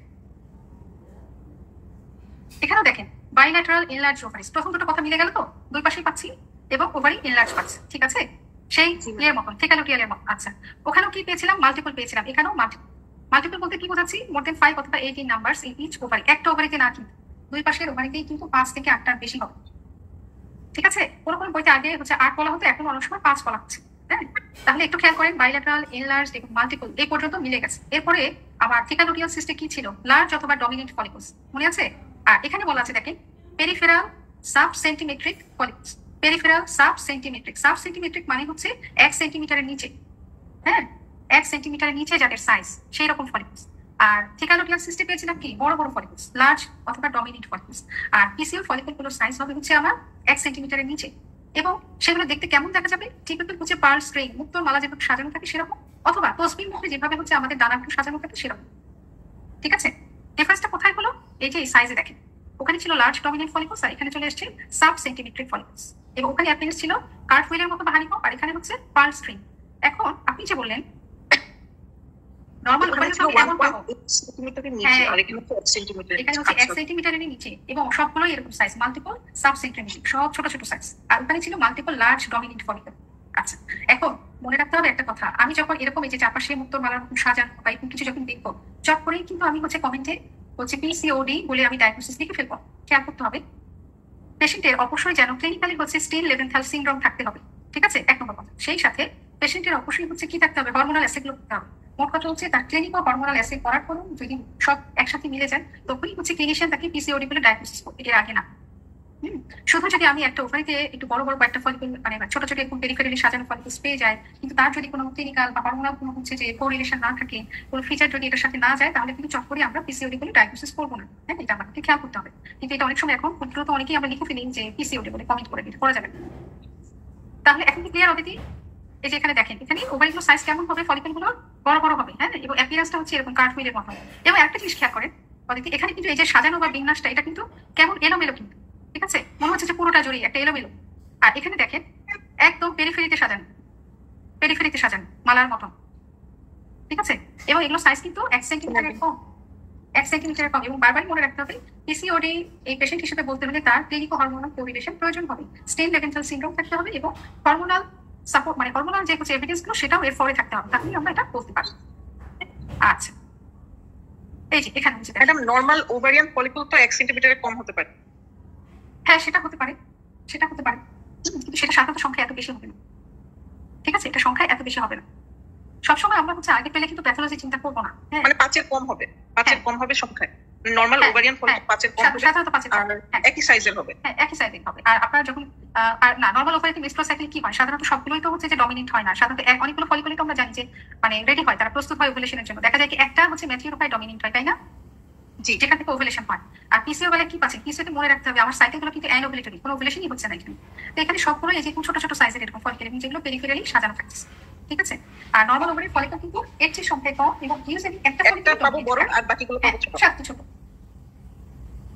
আচ্ছা, আর তাহলে কি এবার ক্লিয়ার হলো, কনফিউশন দূর হলো? জি ম্যাডাম, থ্যাংক ইউ। এটা তো দেখছেন, এটার বেলায় কিন্তু মনে রাখতে হবে সবগুলোই কি, সবগুলো ডমিনেন্ট সাইজের অনেকগুলো ফলিকল পাবেন, যেগুলো সাইজ 18 থেকে 24 এর মধ্যে বেশ কয়েকটা পেজ। এবং এখানে মনে রাখতে হবে এই যে জিনিসগুলো, যে সাধারণত থিকালুটিয়াল সিস্ট, আমরা সবসময় যখন আমরা পেশেন্ট দেখবো, পেশেন্টের হিস্ট্রি নেবো, এইটা যখন আমরা গেস করবো, এরকম একটা ফিচার যখন আপনি দেখতে পাবেন, আপনি পেশেন্টের হিস্ট্রি নেবেন যে সে তার কি অবশ্যই তার হচ্ছে যে হয়তো টুইন প্রেগন্যান্সি, মাল্টিপল জেস্টেশন আছে, হ্যাঁ, বা মোলার প্রেগন্যান্সি কিনা, অথবা হচ্ছে আপনার এই যে সে ওভুলেশন ইন্ডাকশন অ্যাসেন্ট নিয়েছে কিনা, এগুলো আপনি হিস্ট্রি নেবেন, তাহলে এটার সাথে মিলে যাচ্ছে। আচ্ছা, আর পিসিওর বেলায় কি হচ্ছে যে তার ক্লিনিক্যাল ফিচার একটু শুনবেন, যে তার এরকম কোনো লক্ষণ আছে কিনা, অলিগোমেনিয়া, ইনফার্টিলিটি বা হার্সুটিজম, ওবেসিটি, এগুলো আপনি জানবেন। হ্যাঁ, কমেন্টে লিখবেন যে পলিসিস্টিক অ্যাপিয়ারেন্স অফ ওভারি, কিন্তু এটা একদম ডিজিজ বলে আপনি ডায়াগনোসিস করবেন না যদি না ওই ক্লিনিক হরমোনের কোরিলেশন গুলো না করা হয়। আচ্ছা, এবারে আমরা চলে যাই চকলেট সিস্ট, যেটা আমরা খুব বেশি শব্দটা ব্যবহার করি, কিন্তু এটা এখন বেশি বলি আমরা এন্ডোমেট্রিওমা। হ্যাঁ, এন্ডোমেট্রিওমা আর কিছুই না, যখন এন্ডোমেট্রিয়াল টিস্যুটা ইউটেরাইন ক্যাভিটির বাইরে গিয়ে অন্য কোথাও ডিপোজিট হয়, ধরা যাক যে কোথায়, কমন একটা সাইট হচ্ছে ওভারি, আর এটা যখন মায়োমেট্রিয়ামে ডিপোজিট হয় তখন আমরা কি বলেছিলাম, ইউটেরাস সেক্টরে পড়ে আসছি অ্যাডেনোমায়োসিস, ঠিক আছে। তাহলে এন্ডোমেট্রিয়াল টিস্যুটা যখন ইউটেরাসের মধ্যে মায়োমেট্রিয়ামে ডিপোজিট হচ্ছে, সেটা ছিল অ্যাডেনোমায়োসিস। আর যখন এটা ইউটেরাইন ক্যাভিটির বাইরে অন্য কোনো সাইটে, যেমন ওভারি, হ্যাঁ, এছাড়া ফেলোপিয়ান টিউবে হতে পারে, হ্যাঁ, অ্যাডমিক্সাল রিজিয়নে হতে পারে, আবার সিএস এর স্কারেও হতে পারে, হ্যাঁ, অ্যাবডোমেনের বিভিন্ন জায়গায়ও হতে পারে, এইসব জায়গাতেও যখন হয় তখনও কিন্তু এটা আমাদের হচ্ছে কি হচ্ছে, এন্ডোমেট্রিওমা। স্পেশালি আমাদের এখানে যখন ওভারিতে যখন হবে আমরা বলবো এন্ডোমেট্রিওমা, কমন সাইট ওভারি। আচ্ছা, এখানে এই পেশেন্ট গুলো অ্যাসিম্পটোমেটিকও থাকতে পারে, অথবা ডিসপ্যারিমিয়া বা ডিসমেনোরিয়া, হ্যাঁ, ডিসকমফোর্ট নিয়ে আমাদের কাছে আসতে পারে। এর আল্ট্রাসাউন্ড আমরা কি দেখতে পাবো, এই যে দেখা যাক, যে মনে হবে কি, দেখেন এই যে জিনিসটা, হ্যাঁ, পুরোটা একদম যেটা একটা টিভিএস ছবি, একদম সুন্দর একটা ইউনিফর্ম আমরা দেখতে পাচ্ছি, যে লো লেভেল, হ্যাঁ, পুরোটা একই রকম দেখতে, হাইপো ইকুইক হোমোজেনাস একটা মাসের মতো লাগছে আমাদের, হ্যাঁ, একদম ইউনিফর্ম ডিস্ট্রিবিউশন, লো লেভেল দেখতে পাচ্ছি, ঠিক আছে, লাইক রেড গান পাউডার। হ্যাঁ, এটা এত বলার দরকার নেই, আমরা জাস্ট এটা একটু বুঝি যে জাস্ট একই রকম সব ইউনিফর্ম লো লেভেল দেখতে পাচ্ছি, এবং হাইপো ইকুইক হোমোজেনাস ম্যাসের মতো একটা অ্যাপিয়ারেন্স, এটা হচ্ছে আমাদের এন্ডোমেট্রিওম। আচ্ছা,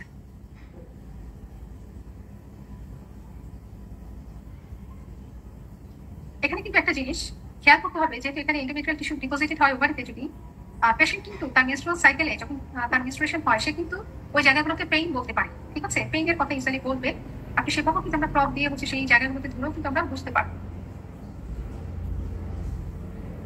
এবার আমরা চলে যাই হচ্ছে ওভারিয়ান ম্যাস অথবা টিউমার, ঠিক আছে। আমরা কিন্তু সাধারণত আল্ট্রাসোনোগ্রামে কমেন্টে কখনোই হচ্ছে যে বিনাইন বা ম্যালিগন্যান্ট টিউমার, এগুলো কোনো কিছুই কিন্তু আমরা উল্লেখ করি না।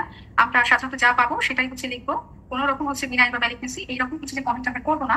তবে ম্যালিগন্যান্সির পরে যদি আমরা কোনো পয়েন্ট পেয়ে যাই, সেগুলো আমরা উল্লেখ করবো যেন ক্লিনিশিয়ান বুঝতে পারে। আচ্ছা, এখানে কি পাবো আমরা, এখানে আমরা দেখি যে একটা ম্যাস কিন্তু হচ্ছে নানা রকমের হয়, হ্যাঁ, সাইজে ছোট হতে পারে, বড় হতে পারে, সিম্পল হতে পারে, কমপ্লেক্স হতে পারে, হ্যাঁ, সেপ্টেশন থাকতে পারে, সেপ্টেশনটা অনেক সময় থিন হতে পারে, ঠিক হতে পারে, ঠিক আছে।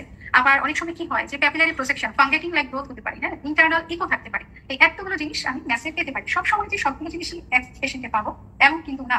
তো যদি আমি যে কয়টা পাবো সেই কয়টাই আমাকে লিখতে হবে। এবং আরেকটা জিনিস হচ্ছে, ওভারিয়ান ম্যাসে যদি হচ্ছে কি আমরা ডপলার ইউজ করি, তখন দেখা যাবে যে এখানে ইনক্রিজড ডপলার ফ্লো দেখাচ্ছে, হ্যাঁ, ভাস্কুলারিটি শো করছে, এটা দিয়ে কিন্তু আমি হচ্ছে যে হেমোরেজিক সিস্ট থেকে আলাদা করি। এবং ম্যাস যখন পাবো তখন হচ্ছে আমাকে অবশ্যই হচ্ছে কি এফএনসি সাজেস্ট করবো, আমি টিউমার মার্কার সাজেস্ট করবো, CA-125 দিতে পারি, দিতে হবে। একটা জিনিস হচ্ছে যে ওভারিতে যখন কোনো ম্যাস পাবো, সাধারণত আমার আগে দেখতে হবে যে কি কি ফিচার থাকলে সেটা হচ্ছে ম্যালিগন্যান্সির পক্ষে যেতে পারে, সম্ভাবনা বেশি, ইনক্রিজ চান্স কি কি হতে পারে। যদি দেখি যে সেই ম্যাস বা টিউমারের যে সাইজটা, হ্যাঁ, সেটা যদি মোর দ্যান 5 সেন্টিমিটার হয়, আচ্ছা, যদি দেখা যায় যে মাল্টিপল সেপ্টেশনস আছে, ঠিক আছে, এটা আমরা এখানে ছবিতে যাই,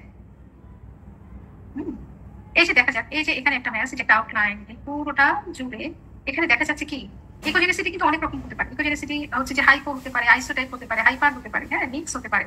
এখানে আমরা একটা সেপ্টেশন দেখতে পাচ্ছি অনেকগুলো, এই সেপ্টেশন গুলোর কিন্তু থিকনেস মেজার করা যায়, হ্যাঁ, থিকনেসটা যদি দেখা যায় যে লেস দেন 2 মিলিমিটার হয়, তাহলে বলবো আমরা থিন সেপ্টেশন, আর যদি মোর দেন 2 মিলিমিটার হয় থিক সেপ্টেশন। আচ্ছা, অনেক সময় ম্যাসের মধ্যে কিন্তু আবার হচ্ছে যেরকম আরো বেশি হাইপার ইকুইক পেতে পারি আমরা সলিড পোর্শনটা, হ্যাঁ। আচ্ছা, এখানে আবার যে আমরা দেখছি যে সিস্টিক কম্পোনেন্টও আছে, সেই সাথে হচ্ছে একটু সলিড কম্পোনেন্টও আছে। এই সলিড কম্পোনেন্টটা দেখেন এখানে কিন্তু আবার অনেকটা আমাদের হেমোরেজিক সিস্টেম মতো কেমন ভেতরটা একটু ইরেগুলার, একটু জালের মতো লাগছে। এখানে যদি আমরা ডপলার দিই তাহলে আমরা বুঝতে পারবো যে এখানে ভেতরে কোনো ফ্লো মাস হলে হচ্ছে নিবে, আর হেমোরেজিক সিস্টেমই নিবে না, ঠিক আছে। আচ্ছা, এখানে কিন্তু ইকোজেনিসিটিটা কিরকম, একটু হচ্ছে যে হাইপোর মতো, আর এদিকটা কিন্তু আইসোর মতো। এখানে আবার সিস্টিক কম্পোনেন্ট আছে, সলিড কম্পোনেন্টও আছে।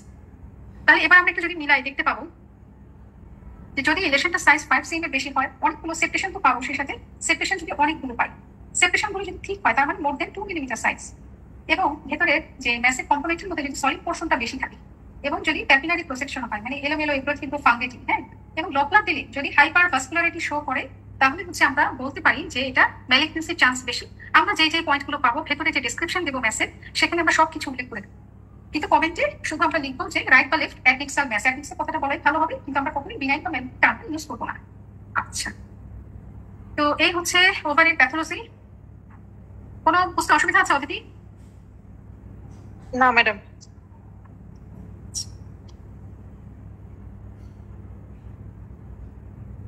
আচ্ছা, আর আরেকটা জিনিস হচ্ছে যে এই যে এরকম যখন একটা হচ্ছে যে ম্যাচ পাবো বা কোনো কিছু পাবো, প্রথমে যে কোনো একটা লেশন যখন হচ্ছে ডিসক্রাইব করবো, হ্যাঁ, সাথে সাথে আগে খেয়াল করবো যে ধরেন ওভারিতে একটা হচ্ছে আপনি একটা লেশন পেলেন, হ্যাঁ, সেটা আগে আপনি লিখবেন যে কোন অর্গানে পেলেন, তারপরে কোন পাশে পেলেন, রাইটে না লেফটে, সেটা উল্লেখ করতে হবে, হ্যাঁ।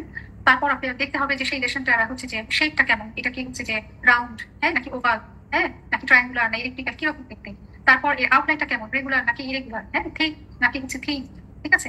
আবার ভেতরের ইকোজেনিসিটিটা কেমন, হাইপো নাকি হাইপার নাকি মিক্স, হ্যাঁ। এরপরে হচ্ছে যে আপনার আরো দেখছেন যে এখানে মেজারমেন্ট গুলো নিতে হবে, যে ম্যাস বা টিউমার যাই পাবেন কোনো লেশন পেলে সেটা হচ্ছে যে মেজারমেন্ট গুলো নিতে হবে।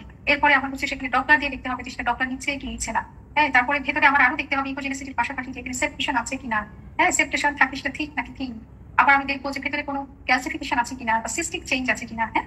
এই সব কিছু যে কোনো অর্গান যখন আমরা করবো, শুধু এই ওভারি না ইউটেরাস না, যেখানেই যখন করবো, যখনই কোনো একটা রিকমেন্ডেশন পাবো, আমরা প্রতিটা ধাপ এভাবে চিন্তা করি, তাহলে আমাদের কি হবে, ডেসক্রিপশন দিতেও সুবিধা হবে এবং আমাদের তখন এটা ডায়াগনোসিস করতেও সুবিধা হবে যেটা কিরকম হচ্ছে। বোঝা গেছে অদিতি? জি ম্যাডাম। আচ্ছা, তো তাহলে এই হচ্ছে ওভারি আর আজকে ইউটেরাস। কোনো কিছু রিপিট করতে হবে? ম্যাডাম ওভারিয়ান মাসের ছবিটা আরেকবার একটু দেখাবেন? অবশ্যই অবশ্যই অবশ্যই।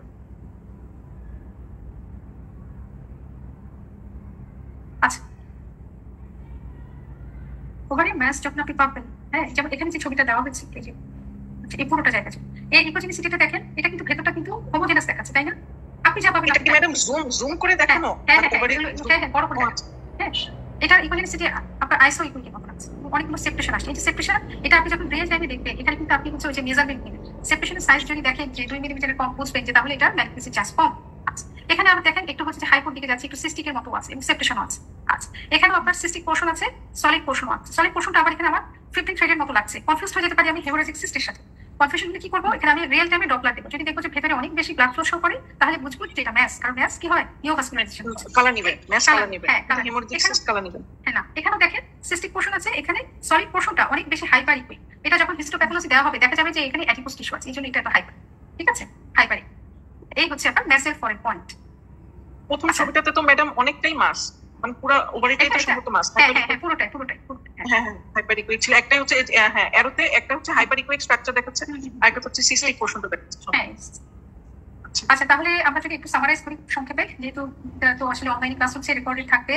আচ্ছা, আমরা হচ্ছে যে ইউটেরাস এবং ওভারি যখন আল্ট্রাসোনোগ্রামের জন্য পেশেন্ট আসবে, বলতে গেলে দুটারই কিন্তু হচ্ছে ইন্ডিকেশন প্রায় সেম, এটা নিয়ে তো আমাদের বুঝতে অসুবিধা নেই। আচ্ছা, এবং মনে রাখতে হবে যে ইউটেরাস এবং ওভারি দুটোর বেলাতেই কিন্তু পেশেন্টের প্রিপারেশন সেম থাকছে, ঠিক আছে। এবং দুটোর বেলাতেই পেশেন্টের হচ্ছে কি হবে, আমার ট্রান্সডিউসার চয়েস একই, পজিশন এক, এবং হচ্ছে আমার গেইন সেটিংটা খেয়াল করতে হবে সবসময় ইম্পর্টেন্ট। গেইনটা এমন ভাবে কমিয়ে দেবো যেন ইউরিনারি ব্লাডারের ভেতরটা অ্যানিমিক হবে, ওয়ালগুলো ইকোজেনিক হবে এবং পোস্টেরিয়র অ্যাকোস্টিক এনহ্যান্সমেন্ট আমরা দেখতে পাই। আচ্ছা, যদি না হয় তাহলে কিন্তু আমাদের পেলভিক অর্গান খুব ভালোভাবে ইভ্যালুয়েট করা যায় না, আমরা প্যাথোলজি মিস করতে পারি। যদি আমাদের করা লাগতে পারে ইমার্জেন্সি কেসে, আমরা কমেন্টে অবশ্যই উল্লেখ করবো যেটা একটা কম্প্রোমাইজড স্টাডি। আচ্ছা, এরপর কি আসবে, স্ক্যান টেকনিক। স্ক্যান টেকনিকে আমরা দুটো বেলাতেই কি করেছি, সিম্পাইসিস পিউরিসের উপরে লোয়ার অ্যাবডোমেন হচ্ছে কাপলিং এজেন্ট দিয়েছি, এবং দেওয়ার পরে হচ্ছে ট্রান্সফার স্ক্যান এবং লংজিটিউডিনাল স্ক্যান দুটোই আমরা নিয়েছি। ইউটেরাসের বেলায় আমরা লংজিটিউডিনাল স্ক্যান যেটা ছিল, সেখানে আমরা কি করেছিলাম, একটা লেন্থ নিয়েছি এবং তার পারপেন্ডিকুলার একটা এপিডায়ামিটার নিয়েছি, অ্যান্টেরিয়র ওয়াল থেকে পোস্টেরিয়র ওয়াল। আর ট্রান্সফার স্ক্যানে আমরা কি করেছিলাম, একটা ট্রান্সভার্স ডায়ামিটার নিয়েছি, এক ল্যাটারাল ওয়াল থেকে আরেক ল্যাটারাল ওয়াল পর্যন্ত। আচ্ছা, আর ইউটেরাসের বেলায় আমাদের যে একটা চার্ট আছে, সেই চার্টটা সবার জন্য খুব ইম্পর্টেন্ট। বিশেষ করে আমাদের মনে রাখতে হবে হচ্ছে ইউটেরাসের হচ্ছে যে নালী প্যারাস এবং মাল্টি প্যারাসের হচ্ছে এমনি ডায়ামিটারটা, একটা হলো মোর দেন আপ টু 4 cm পর্যন্ত নরমাল আমার নালী প্যারাসে, আর হচ্ছে মাল্টি প্যারাসের আপ টু 4.5 cm পর্যন্ত নরমাল, ঠিক আছে। আর এর বেশি হলে আমরা কি বলবো, বাল্কি বলবো। গেল ইউটেরাসের হচ্ছে সাইজ। এরপরে আমরা চলে যেতে হবে হচ্ছে কি, ইউটেরাসের যে প্যাথোলজি গুলো আমরা পেয়েছি, তাই না, দুটো প্যাথোলজি আমরা পড়েছি আজকে। একটা হচ্ছে লিওবায়োমা ফাইব্রয়েড যেটা, সেখানে কি দেখেছি ফাইব্রয়েড কিন্তু সিম্পটোম্যাটিক হতে পারে, এসিম্পটোম্যাটিক হতে পারে। ফাইব্রয়েড ইউনিল্যাটারাল হতে পারে, বাইল্যাটারাল হতে পারে। তো ফাইব্রয়েডে কিন্তু হচ্ছে গিয়ে আমরা অনেক রকম ছবি দেখেছি ভিতরে, যে ফাইব্রয়েডে কিন্তু হচ্ছে যে আপনার ক্লাসিফিকেশন হতে পারে, ডিজেনারেটিভ চেঞ্জ আসতে পারে, ঠিক আছে, সিস্টিক ডিজেনারেশন হতে পারে, নানা রকম হয়। এবং ফাইব্রয়েডের তিনটা ধরন আমরা দেখেছি। যখন আউটার সেরাস লেয়ার থেকে যেটা বাইরের দিকে ঝুলতে থাকবে পেডানকুলেটেড হয়, সেটা হচ্ছে কি সাবসেরাস ফাইব্রয়েড। আর যেটা হচ্ছে আমার মিউকাস লেয়ারকে ইনভলভ করবে ইন্টারনাল ক্যাভিটি থেকে, হ্যাঁ, প্রজেক্টেড হবে, সেটা হচ্ছে আমার সাবমিউকাসাল, যেখানে বেশি ব্লিডিং কন্টেন্ট বেশি করবে। আর যেটা হচ্ছে আবার মায়োমেট্রিয়ামের মধ্যে কনফাইন থাকবে, সেটা হচ্ছে ইন্ট্রামুরাল। এই তিনটা টাইপ আমরা যদি টাইপ বুঝতে না পারি, আমরা কমেন্টে খুব বেশি ঝামেলায় যাবো না, লিখবো ইউটেরাইন ফাইব্রয়েড, এটা লিখলে কোনো সমস্যা নেই। আচ্ছা, এরপরে হচ্ছে কি আমাদের অ্যাডিনোমাইসিস। অ্যাডিনোমাইসিস কি জিনিসটা? মায়োমেট্রিয়াল টিস্যুটা, মায়োমেট্রিয়ামে যখন এন্ডোমেট্রিয়াল টিস্যু ডিপোজিটেড হবে, তখন হচ্ছে আমরা করবো অ্যাডিনোমাইসিস। অ্যাডিনোমাইসিসও কিন্তু ফোকাল হতে পারে, ডিফিউজ হতে পারে, পেশেন্ট ইউজুয়ালি মেনোরেজিয়া নিয়ে আসতে পারে, হ্যাঁ। আচ্ছা, আর মনে রাখতে হবে যে অ্যাডিনোমাইসিসও অনেক রকম দেখতে হয়। আমরা দেখছিলাম ছবিগুলো, যদি আমি আবার একটু দেখি,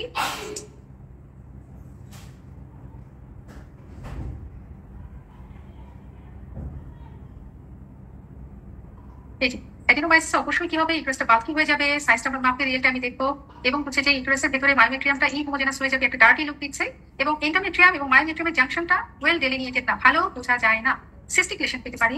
তারপরে জেব্রার মতন এরকম হচ্ছে কি লিনিয়ার হচ্ছে যে স্ট্রাইশন দেখতে পারি, এবং দেখা যায় কি যে নোডুলার এরিয়া অ্যাপিয়ার করতে পারে, যেগুলোকে আমরা অ্যাডিনোমা বলে থাকি। আর আরেকটা হচ্ছে আমরা ফিচার পাই অনেক সময়, যে পোস্টেরিয়র যে মায়োমেট্রিয়াল ওয়াল, সেটা অ্যান্টেরিয়র মায়োমেট্রিয়াল ওয়ালের চেয়ে কি হয়, অনেক বেশি ওয়াইডার হয় এবং বেশি হেটেরোজেনাস লুক দেখছে। আচ্ছা, আর এন্ডোমেট্রিয়াম যেটা আমরা পেয়েছি, আমরা জানি যে এন্ডোমেট্রিয়াম হচ্ছে ইউটেরাস চেনার একটা ল্যান্ডমার্ক, ঠিক আছে। এটা নিয়ে হচ্ছে অতীতে কনফিউশন ছিল কি, যে এন্ডোমেট্রিয়ামের যে মেজারমেন্ট থিকেনিং, হ্যাঁ, এন্ডোমেট্রিয়াল আমরা বলবো যে থিকেনিং কখন বলবো, নর্মাল রিপ্রোডাক্টিভ লাইফে আপ টু 40 মিলিমিটার পর্যন্ত হচ্ছে নর্মাল। এর উপরে চলে গেলে আমরা বলবো যে এন্ডোমেট্রিয়াল থিকেনিং হয়েছে বা এন্ডোমেট্রিয়াম ইজ থিকেন্ড। কিভাবে আমরা মেজার করতে পারি? যখন ভেতরটা অ্যানিকুইক হবে, কোনো কালেকশন থাকবে, যখন দুটো ওয়াল আলাদা আলাদা মেজার করে যোগ করে দিতে পারি, অথবা অনেক সময় হচ্ছে যখন ভেতরে কিছু নাই, তখন পুরোটা আমরা একসাথে এক টানে সবচেয়ে চওড়া জায়গাটা চুজ করে আমরা মেজারমেন্ট নিতে পারি, হ্যাঁ। আবার অনেক সময় যদি দেখা যায়, এটাও আমরা করতে পারি যে পুরোটা একবারে নিয়েছি, সেটা লিখে এই ভেতরের যে ফ্লুইড পোর্শনটা আছে সেটা আলাদা মেজারমেন্ট করে সেটা বিয়োগ করে দিতে পারি, ঠিক আছে। এইভাবে আমরা এই মেজারমেন্ট মনে রাখতে হবে। এন্ডোমেট্রিয়ামটা কিন্তু আল্ট্রাসোনোগ্রামে বিভিন্ন রকম দেখা যায়। কেন দেখা যাচ্ছে? কারণ হচ্ছে কি মেনস্ট্রুয়াল ফেজে আমাদের নানা রকম হচ্ছে কি স্টেজ আসে, 4টা হচ্ছে স্টেজ আমরা এখানে দেখতে পাই, এবং এক এক স্টেজে এক এক ফেজে এক এক রকম থাকে এন্ডোমেট্রিয়ামটা দেখতে, হ্যাঁ। এটা আমরা ভালো করে পড়ে নিই। আচ্ছা, আর ওভারিতে আমরা কি পেয়েছি? ওভারি চেনা ল্যান্ডমার্ক হচ্ছে ফলিকল। এটা মনে রাখতে হবে যে ওভারি চেনা ল্যান্ডমার্ক কি হচ্ছে, ওভারি ফলিকল। নর্মাল ওভারিতে ইউজুয়ালি হচ্ছে যে 2 থেকে 4টা ফলিকলস আমাদের থাকতে পারে, এবং নর্মাল একটা মেনস্ট্রুয়াল সাইকেলে একটা ফলিকল ইউজুয়ালি হচ্ছে যে ডমিনেন্ট হয়, যেটার সাইজ হবে ইউজুয়ালি 18 থেকে 24 মিলিমিটার, হ্যাঁ, এই পর্যন্ত নর্মাল। ওভারির ফলিকলগুলো দেখতে সিস্টিক স্পেসের মতন দেখা যায়। ওটা দেখলেই কিন্তু আমরা বলবো না যে এখানে কোনো সিস্ট অথবা প্যাথোলজি। আগে আমরা অবশ্যই কি করবো, মেজারমেন্ট নিব, তারপরে হচ্ছে কি আমরা কমেন্ট করবো যে এটা প্যাথোলজি কিনা। আচ্ছা, আর এই যে একটা ডমিনেন্ট ফলিকল এরকম বড় হয়ে যায় দেখতে, এবং ওভারি কিন্তু সবসময় যে দুই পাশে সুন্দর মতো আমি পেয়ে যাবো এমন না। অনেক সময় দেখা যায় যে ওভারিটি একটু ঘুরে গিয়ে পাউচ অফ ডগলাসে চলে আসতে পারে, আবার অনেক সময় একটা ওভারি কাছে আছে আর একটা ওভারি দূরে থাকতে পারে। আর ওভারির হচ্ছে ভলিউম মেজারমেন্ট করতে হবে আমাদেরকে। আমরা এখানে দুটা হচ্ছে সেকশনই দেখবো, লংজিটিউডিনাল এবং ট্রান্সভার্স। লংজিটিউডিনালি হচ্ছে কি আমরা এই ছবিটা আমরা আবার দেখি, এখানে দেখা যাবে একটা লম্বা একটা মেজারমেন্ট নিয়েছি লেন্থ, এটা হচ্ছে আমাদের লংজিটিউডিনাল হচ্ছে কি স্ক্যান, সেখানে আরেকটা পারপেন্ডিকুলার নিয়েছি। আর এই ছবি থেকে আমি আরেকটা কোনাকুনি অবজেক্ট নিলে ভলিউম আমি বের করে ফেলতে পারি, মেশিনে সফটওয়্যার থাকে, সেটাতে দিলে অটো ক্যালকুলেট হয়ে যাবে। যদি না থাকে, এই 3টা মেজারমেন্ট নিয়ে 0.52 দিয়ে যদি আমি মাল্টিপ্লাই করি, ভলিউম পেয়ে যাবে। আবার অনেক সময় এখানে যদি আমি দুটো মেজারমেন্ট নিয়ে এই লংজিটিউডিনাল সেকশনে একটা লম্বা নিলাম পারপেন্ডিকুলার, আর ট্রান্সভার্স সেকশনে এরকম একটা কোনাকুনি মেজারমেন্ট নিলে এই 3টা গুণ করে একসাথে গুণ করলেও আমি ভলিউম পেতে পারি। যে কোনোটাই আমরা প্র্যাকটিস করতে পারি। ওভারি প্যাথোলজি দুভাগে ভাগ করে ফেলবো, ফাংশনাল সিস্ট আর আদার সিস্ট আছে সিস্টিক পোর্শনে। ফাংশনাল সিস্ট এই 4টা আমাদের খুবই common, follicular, corpus luteum, haemorrhagic theca luteum. তো আবার জাস্ট একবার দেখে নিই, ফলিকুলার সিস্ট কিন্তু এটা নরমাল, এটা সাধারণত আমরা পেশেন্টকে ফলো আপে আসতে বলবো। সাইজ খেয়াল রাখবো, ওই যে বলেছি ডমিনেন্ট ফলিকুল সাইজ 2.5-2.4 cm পর্যন্ত নরমাল।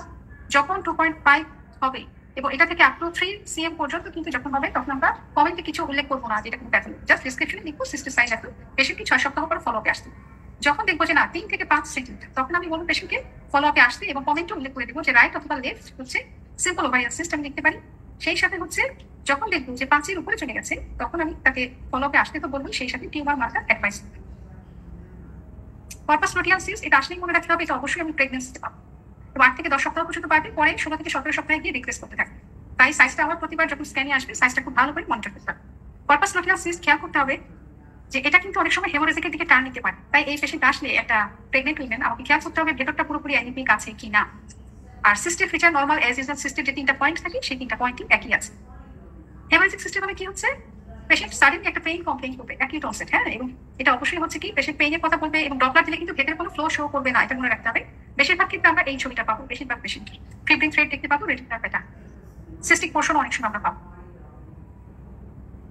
আর থিকালুটিয়াল সিস্ট কাদের বেলায় বেশি পাচ্ছি? জেস্টেশনাল ট্রোফোব্লাস্টিক ডিজিজ কাদের, হাইড্রেটিভ ফর্ম, এছাড়া যাদের ওভুলেশন ইন্ডাকশন অ্যাসেন্ট দেওয়া হয় ইনফার্টিলিটি ট্রিটমেন্টের জন্য তাদের একটা রেয়ার কমপ্লিকেশন হিসেবে পাবো, ঠিক আছে।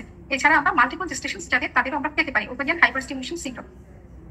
আচ্ছা, এখানে কিন্তু বিটা এসএসসি লেভেল এতটা বেড়ে যায় যে তখন একটা হচ্ছে যে আমাদের ভাস্কুলার পারমিয়াবিলিটি বেড়ে যায়, ফ্লুইড লিক করে এবং সেই ফ্লুইড গিয়ে ওভারিতে বা অন্যান্য স্পেসে গিয়ে জমা হতে পারে এবং এই সিস্টগুলো সাইজ অনেক বড় হয়, এই জন্য এদের হেমোরেজ বা রাপচার বা টর্শনের চান্স বেশি থাকে। দেখতে কেমন হচ্ছে?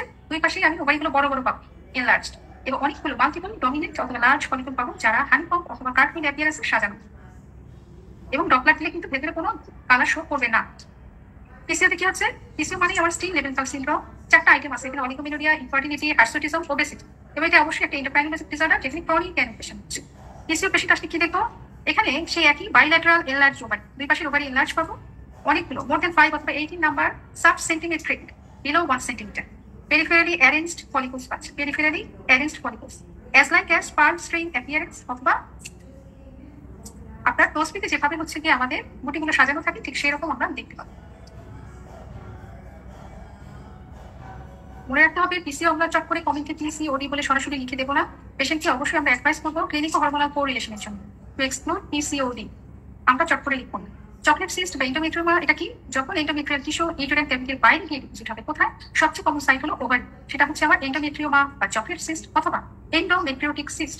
আচ্ছা, এই পেশেন্ট কিন্তু ইউজুয়ালি হচ্ছে ডিসকমফোর্ট বা ডিসমেনোরিয়া বা ডিসপ্যারিনিয়া নিয়ে আমাদের কাছে আসতে পারে, এবং এটা দেখতে কেমন? একদম পুরোটা একই রকম ইউনিফর্ম হাইপো ইকুইক হোমোজেনাস দেখা যাচ্ছে এবং লো লেভেল একটা ইকো দিচ্ছে, হ্যাঁ, এটা হচ্ছে আমার এন্ডোমেট্রিওমা বা চকলেট সিস্ট।